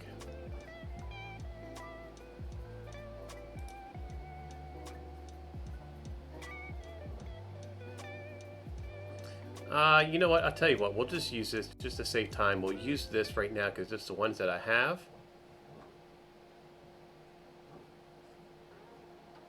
And we can always go back and I can look at smaller ones and change it. Changing is not a problem, but we'll use the 40 by 42 right now. We'll use this stepper here, and then that way we can model up the cradle, and I can always change out the I can always change this out.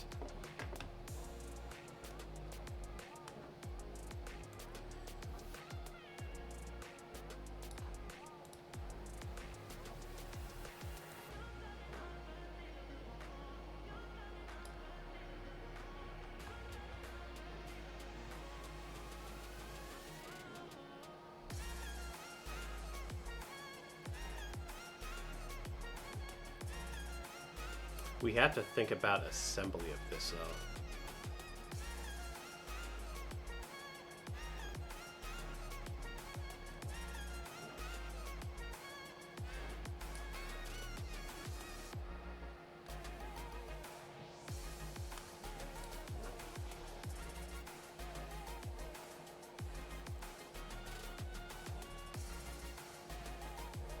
Is that lined up? Yeah, that's lined up.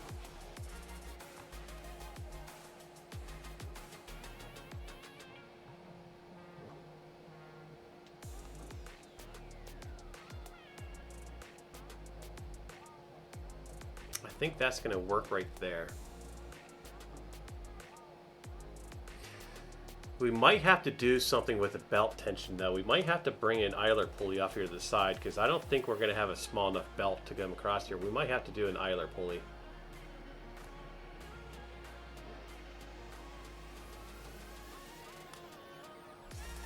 This most likely is going to get changed. I'm not seeing. I cannot visualize a path right now for it. So this stepper is probably going to get changed out, but we will model this up because this is the stepper. I have a bunch of these steppers, so we'll use this stepper to start with. But most likely this is going to get changed out.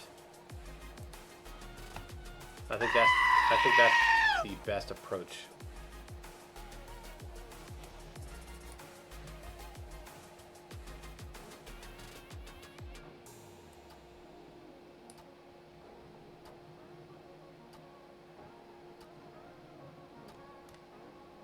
Oh, that threw my thing all off, didn't it?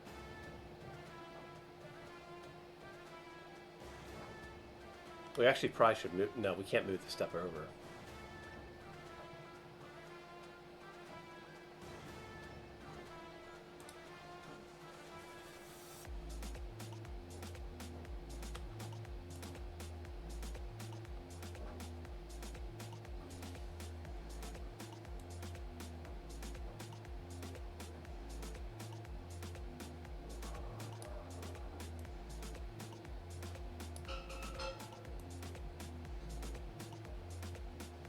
My dogs must be hungry again. I just heard one of them grab a hold of his food dish and rip it across the living room. Are you? Yeah, I don't know. What's the matter? What are you after causing trouble for? Huh? After causing trouble?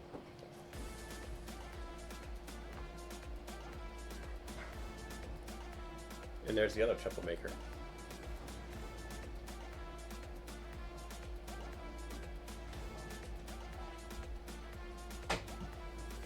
Okay, so, all right. So I'm starting to see a vision now. I'm starting to see something take place. So let's get back into this. Yeah, no, they're not good dogs. They're pain in the ass dogs is what they are.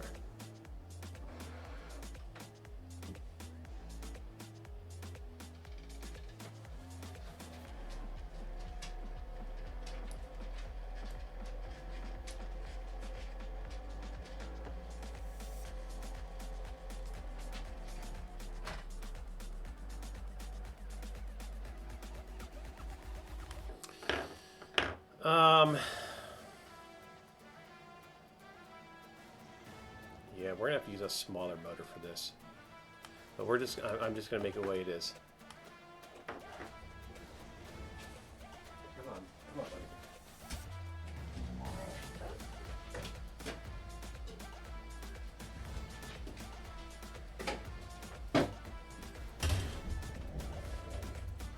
So our little thing printed here, which that will go, it goes right in here. Our spacer. There's our bearing.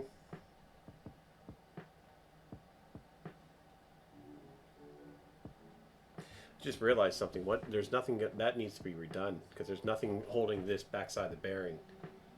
So I'll need to make the hole smaller on the backside.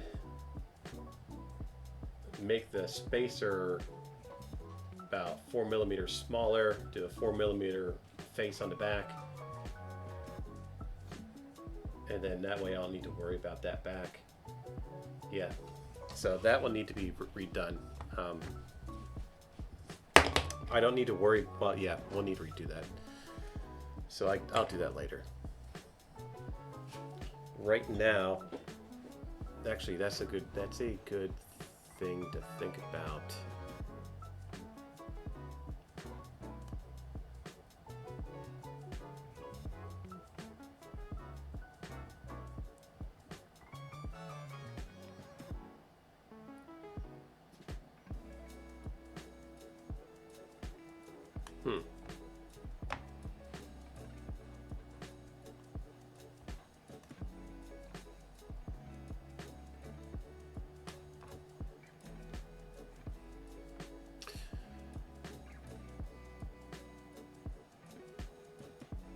I can put a plate over that. Okay. All right, we're gonna print that how it is. I can put a plate over that. So that's that's something I'll have to remember to change in the design when we go to print the big piece. But for now,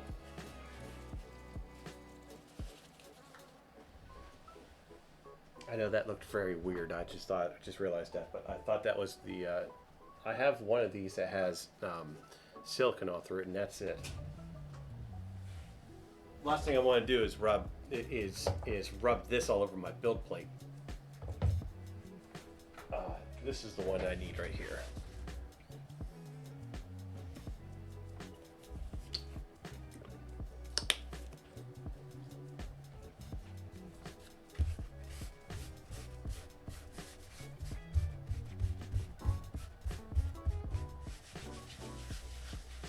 Okay. We can get this off to the printer.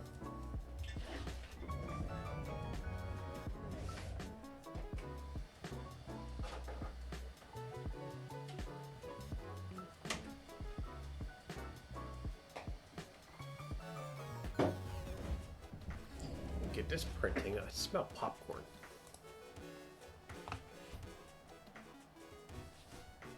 Yep, we're good on that.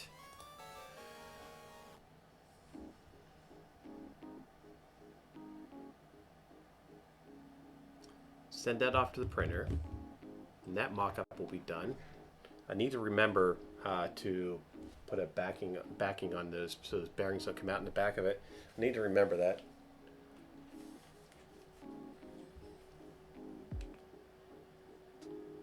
There we go. Now I can hear what's going on out here. Yeah, well, you have a big giant popcorn maker, of course, it's gonna smell. Yeah, I don't know why all of a sudden I had a smell of popcorn. Spookiness, huh? I'm sure your place does smell like popcorn.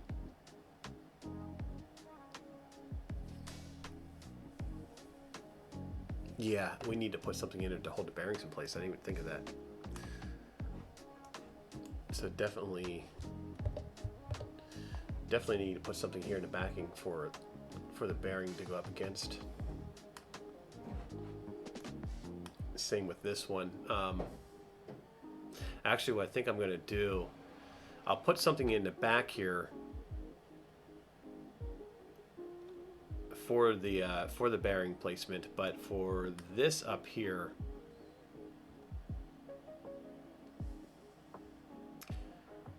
I might do something where it screws in, because I don't want to, if it prints on the bottom, well, I guess I can do it on the top as well, and I'll just put supports on the inside. So yeah, that'll work, because I'm not really too worried about that, because that's the inside. It's just holding a bearing. So, and that, yeah, hot air popcorn maker.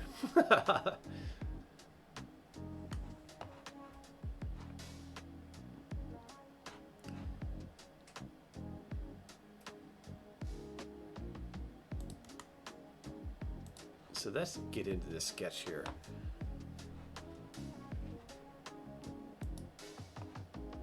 Let's get all these components out of the way, because we don't need these components. So the body one, we don't need. I'll keep the sketch on. That pulley, we don't need that pulley. We don't need that. We don't need that. We do need that. We need that one. We don't need that.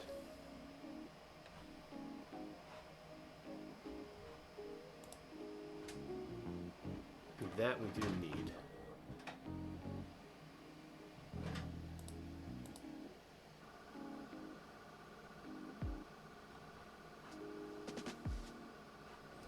We're going to have to create a new sketch. There we go. Because for some reason the timeline, I added this after I did this, but when I go into the sketch, go back to the sketch, it doesn't allow it. No, it doesn't show up. And I'm not sure why it does that sometimes.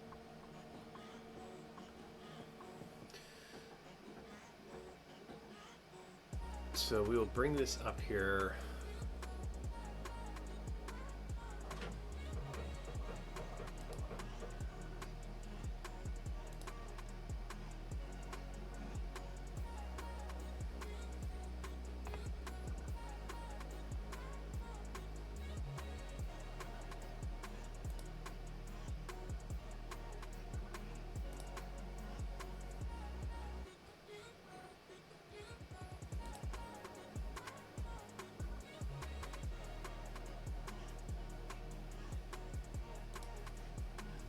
got too many things. These little guys right here are messing with my program right now.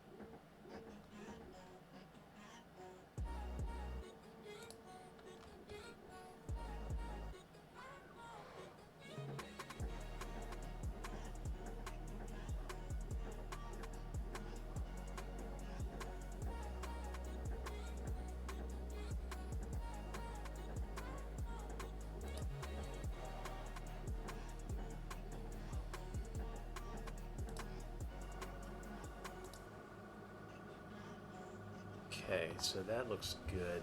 That looks like it might work. So let's finish this sketch. We'll get these guys out of here.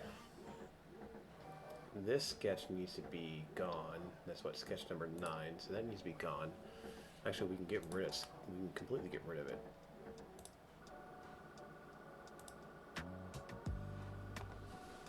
Oh, I messed up my timeline. A popcorn cannon. Oh, we need those back in, please.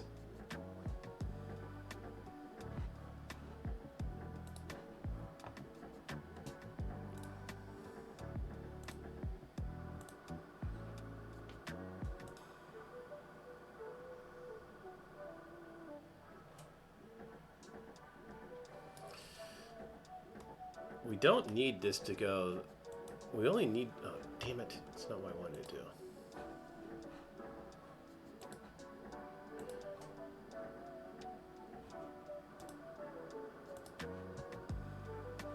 Need it to be symmetrical. We only need this to be as wide as a stepper. Which the stepper is what? 42 on this, on the long side.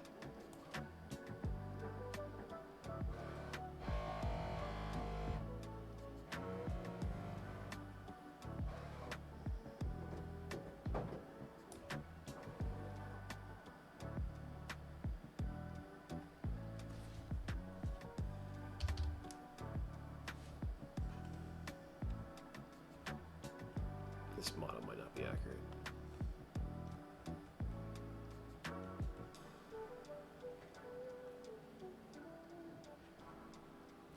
That looks like it needs to come up actually. So we'll do 21. It gives me 42. So this needs to come up.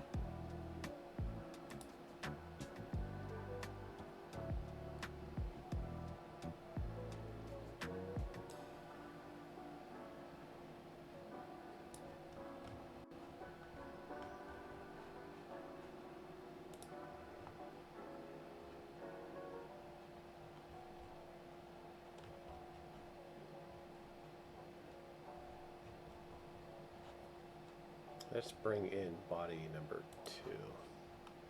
Body number 2 is squared. Let's get a measurement from here to here. And let's do this 163. Let's do from here to here. 160. Okay, so we're good with that. That's tight enough for me.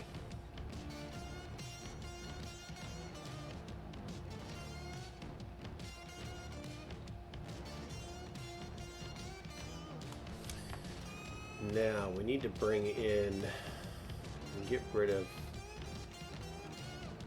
that. We need that body. Get rid of that body. Bring this body in. Bring the flanges back in.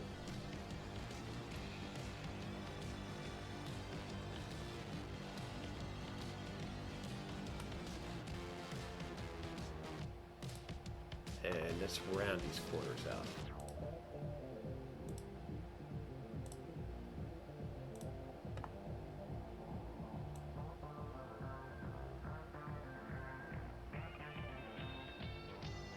We should probably be able to get away with 20. Well, that's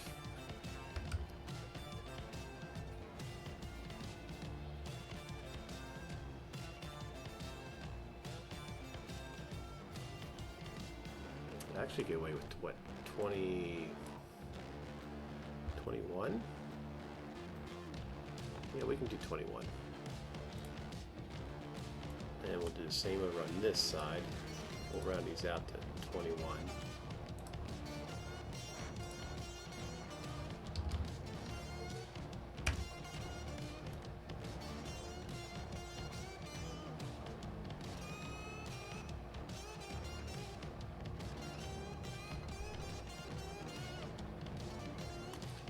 Now let's cut these out. That's the next move we need to do. We need to cut. We need to do a cut here. Let's cancel this.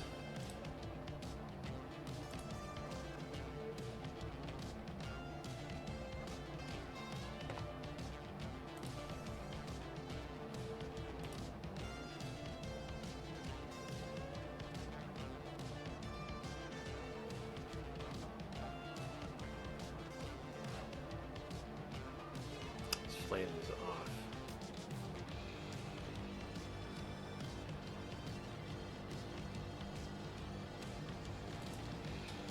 This flange is off. Let's fix this flange.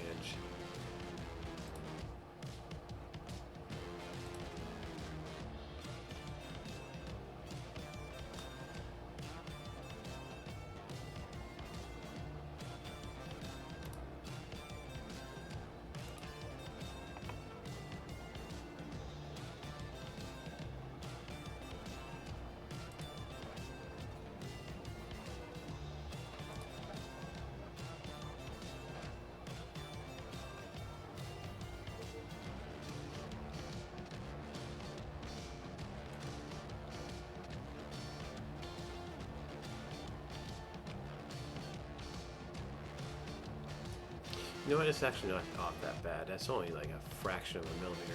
So we'll cancel it out. I don't want to be messing up all my holes.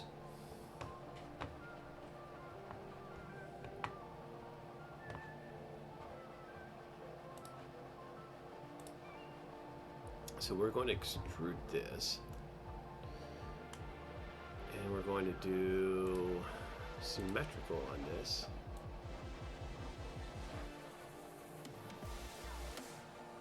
We need to do not symmetrical, we need to do two-sided. This is going to go the whole way through.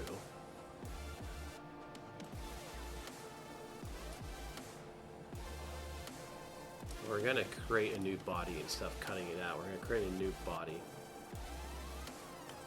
We'll hit OK. And then what that allows me to keep this in case our flanges and our holes that we're making are not centered. I still have the tool that I use to cut it, so I can move the tool around and maintain that cut without having to redo it. So, well, the workaround with that is if we will just use the cut tool, we wouldn't be able to go back and through the timeline. This way we can go back through the timeline, and all by using a modifier of the combined modifier and using the cut, and then which my face is hiding it. Check mark this where it says keep tools.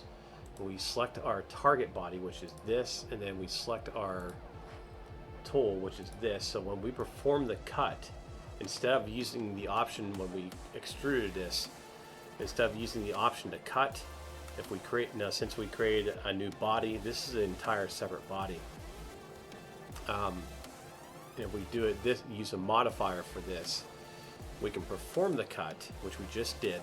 We still have the tool right here.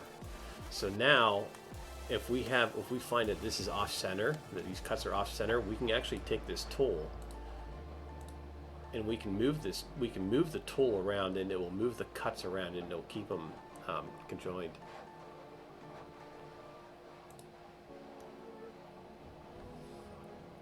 But then what we can do is, since we have this tool visible, we can just hide it. So now we have our cuts.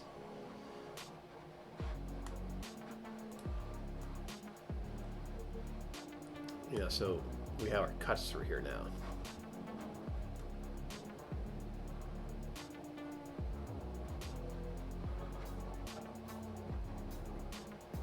And that's our flange that we're seeing. This here's the flange, what you're seeing.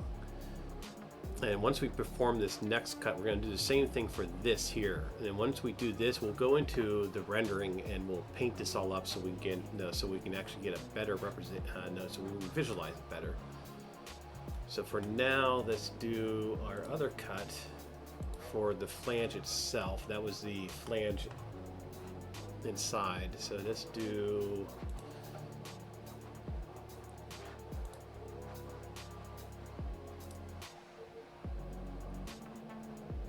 our hole for the flange, because the flange drops down, and we're going to take this to about 32. Yeah, that will work. I'll be happy with that.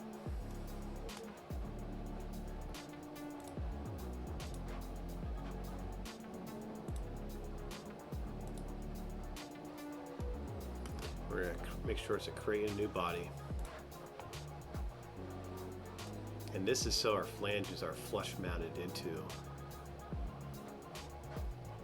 the cradle.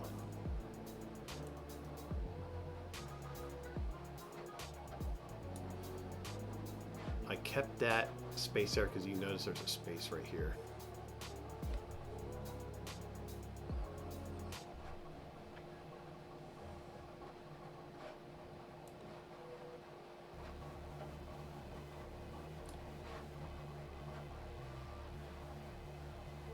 That's lined up. And we will use this. I'm going to make sure this says new body. That you got to make sure that says new body. If you do that cut, it'll cut all that stuff out. So there's our new body. Now we'll come up here to the modifier and hit the combined. Our target body is this, and our tool is this one right here. Cut, keep tools, click OK, and there we go. Now we can take this, which is body number 7, we can hide that, and there's our cut. And then obviously our screws will go in here. But let's bring everything back.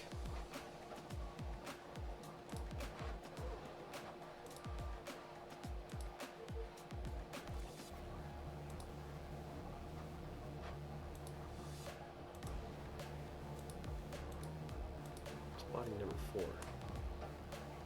Oh, we don't need that.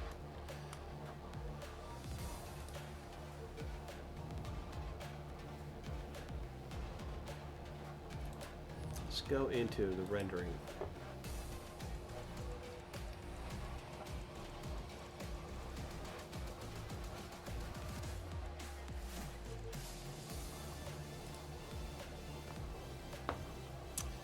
Turn off the ground plane.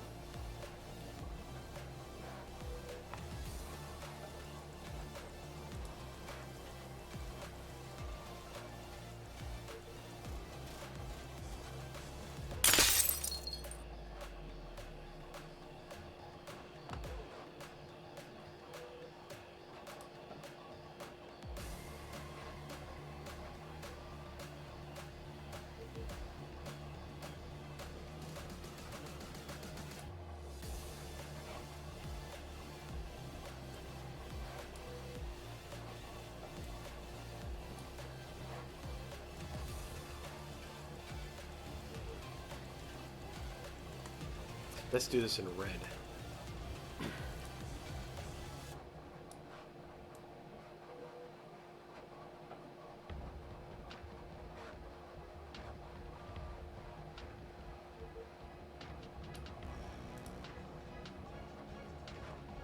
Oh, I got an ad going on. Didn't realize that.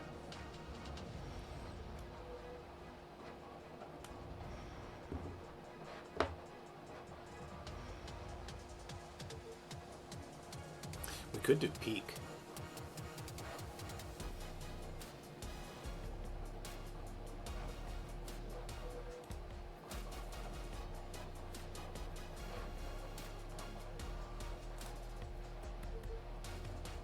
I'd love, yeah, I wish I could cut this all out.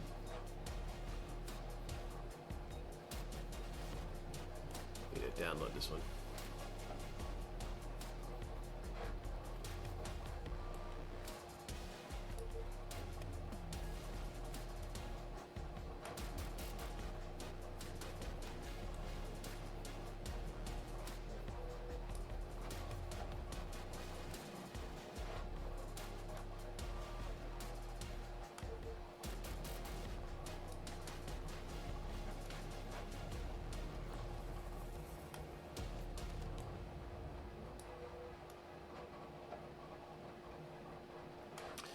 We will do our steppers in, let's do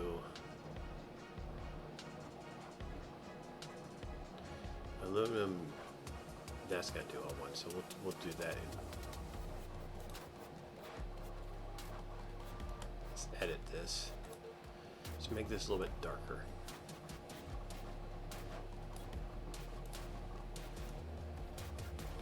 So there we can actually look at it better. I'm not going to render this because it will kill the stream. It will definitely kill the stream.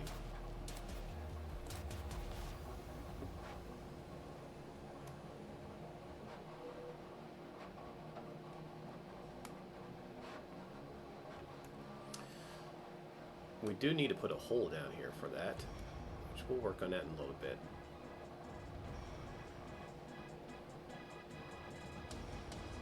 I don't know how we're gonna do this, to be honest with you. This has me.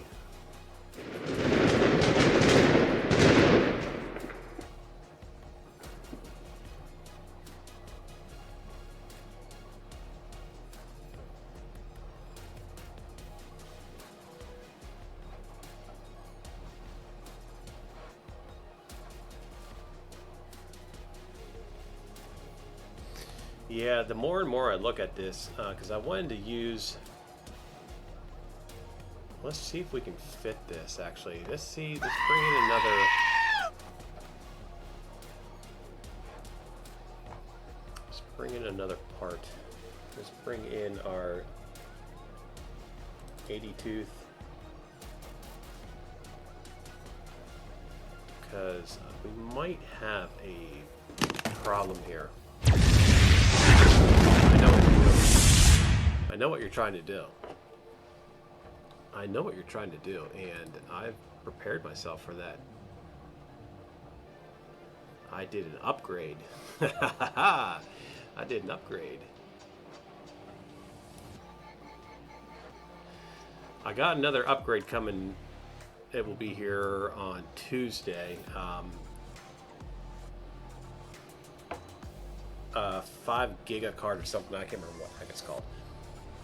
But we're not going to have the issues like we had yesterday with the cameras. Cruising Girls sent me a link. I ordered it, and it will be here on Tuesday. It will dedicate. I'll have 4 ports, USB 3s, 4 ports dedicated to my cameras.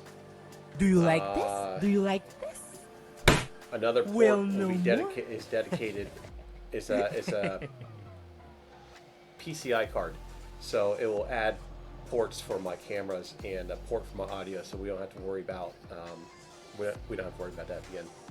Most likely, we're gonna have problems with it anyway. So I mean, that's what's probably gonna happen. We're gonna have problems, but I'm seeing a problem here. Maybe not. What do you think here? This is what. This needs to be centered.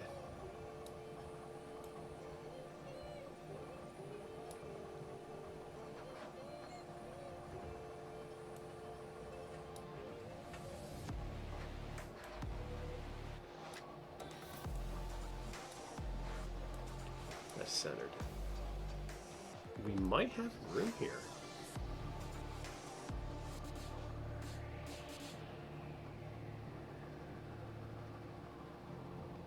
We actually might have room here.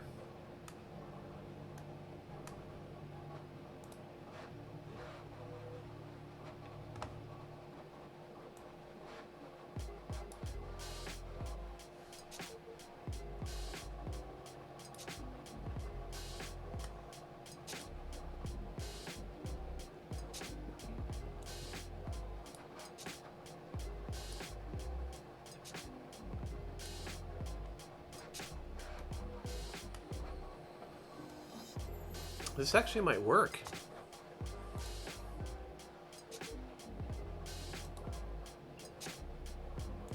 Because we bring in, if we bring in another, if we bring in the 20 tooth, I don't know if we're gonna find a belt this small. So this is where we're probably gonna need to do some fancy stuff with the belt.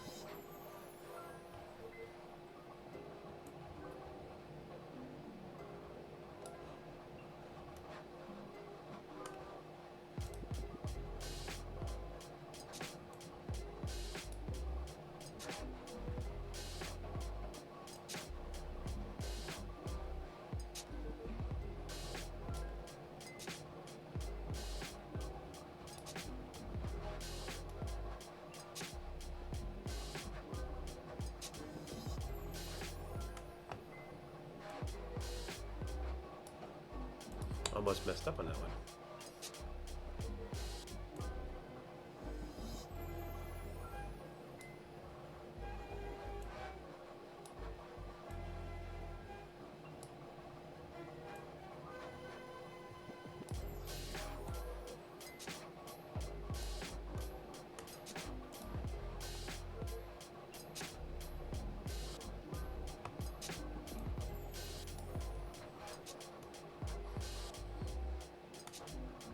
So there is room to run those two together. Is that enough room on enough bite on that?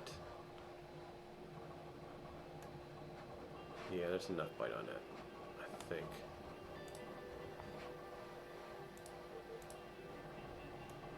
Oh, barely. We're gonna have to flip those around.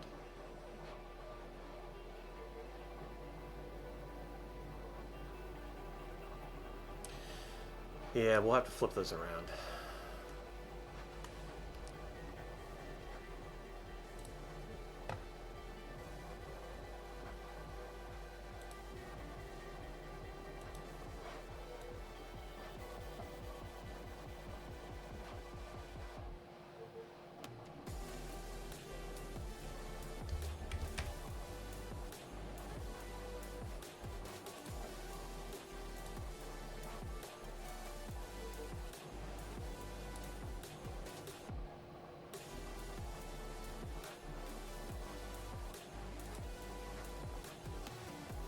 Da Vinci, welcome in, my friend.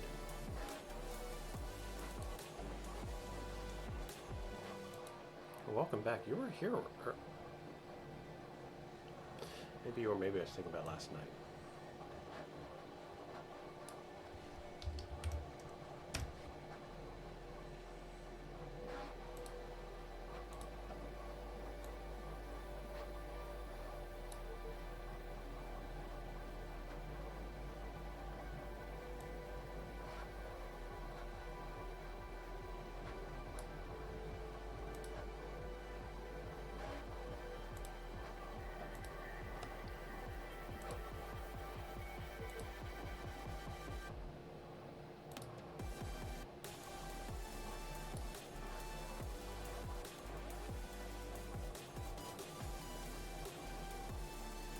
We might have to move these down even further, but I think that would be good for now.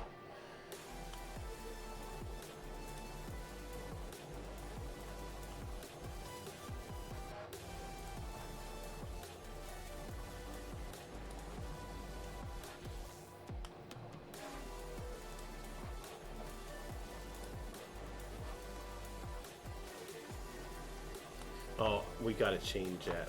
That I can't have two different colors like that. I just can't.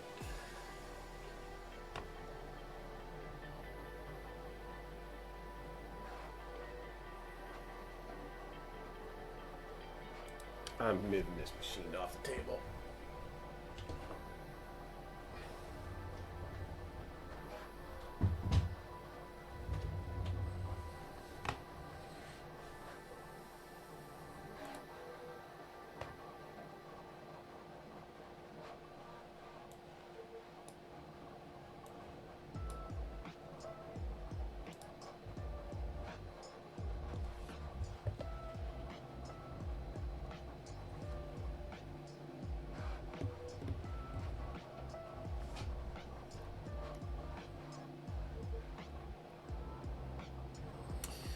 Yeah, that will work, but I'm going to tell you right now, we are probably going to need to put a, what's the distance on this, to be honest? Let's find out what the distance is on this, because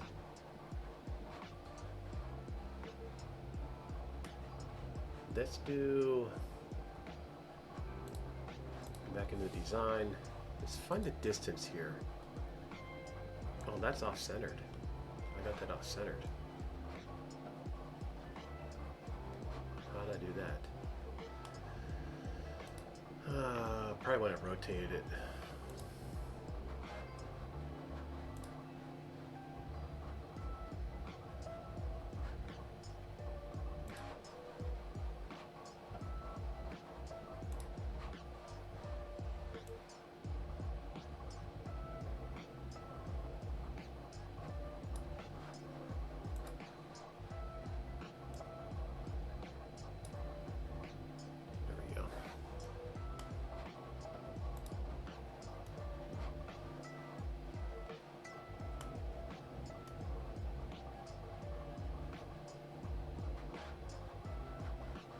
This is going to be some interesting adventure, isn't it? What the hell do I get myself into sometimes? It's cool looking contraption. I tell you what, though, I'm quite proud of myself.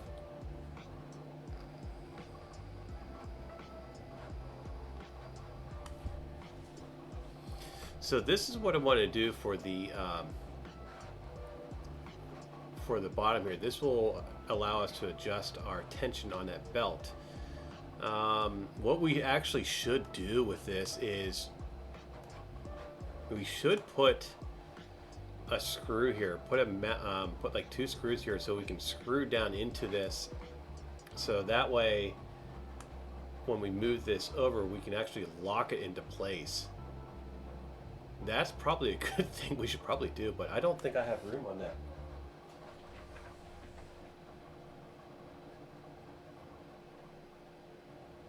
Yeah, we'd have to get fancy with that, because there's a plate that comes down here that covers this part here up.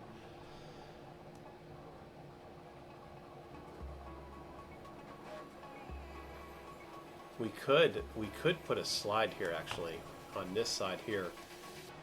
We can actually do another face right here, and then have a single screw here, so that way when we adjust this screw, it slides this face here out, slides it back and forth, and then we can lock it down with these 4 screws. That we could do easily, so we will do that. I'll model that up. That will be after, that will be working on it later, but for now, that's basically what we're going to do with the cradle. We need to do a cutout here for the holes, we need to do the cutout here for this face, we need to do this cut, and then we need to do the mounting here. I need to do something with a thrust washer for right here. I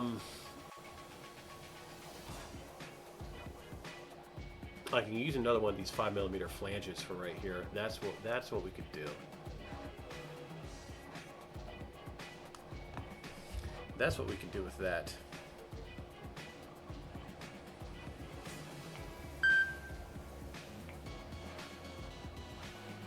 So what do you guys think of this so far?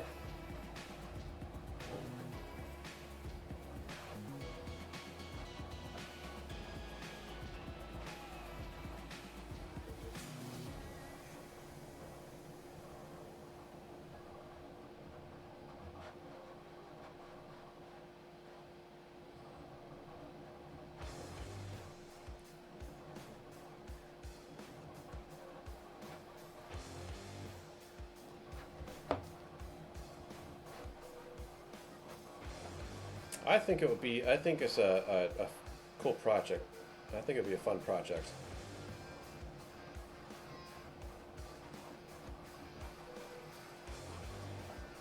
But I'm seeing who's on right now, and I'm not really seeing anybody on my end. But I think I'm gonna call it a day.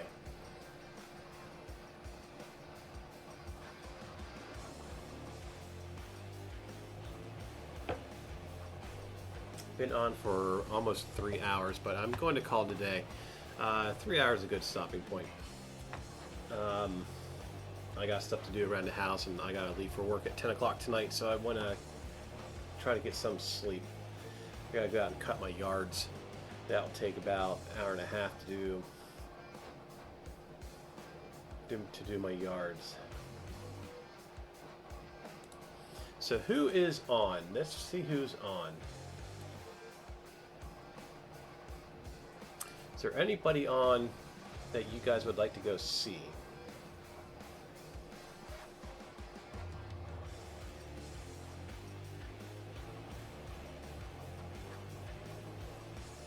The Heathen's not on yet, so we can't go off to him.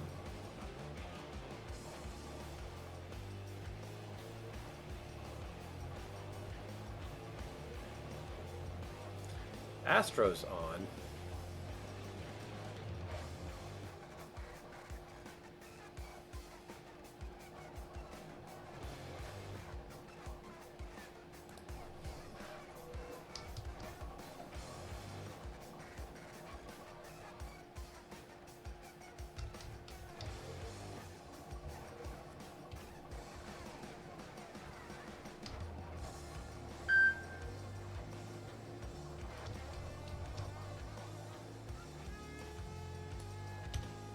Any suggestions? If not, I'm just gonna find somebody.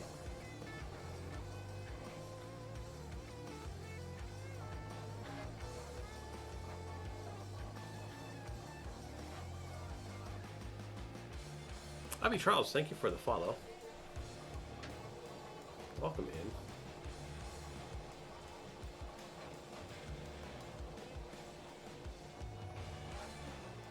What? I go in second connection.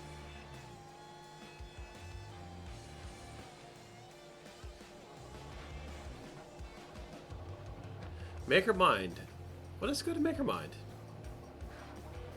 Who's Tristine? I'll look that up. Wincing, send me the link to her in Whisper, please. Well, I'll just write it down. Never, you don't need to do that. I'll just write that down. I'll use that for a suggestion, but we will go to Maker Mind. I haven't rated him in forever.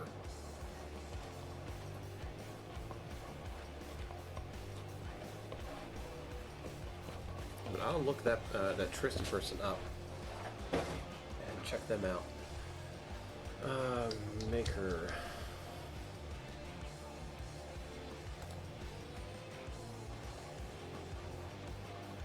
Yeah. We're gonna head over to Maker Mind. We're starting the raid. Everybody, thank you for stopping in today. This was an interesting one. I liked it. A lot of people were involved in this one. A lot of you guys gave me a lot of ideas on how to approach this. I really like this. Let's go through with this and get this done. Have a beautiful rest of your weekend. Have an awesome week. I will be back Tuesday. Start looking for me around 12 Eastern. So between 12 and 1 is whenever I show up. But have a beautiful day.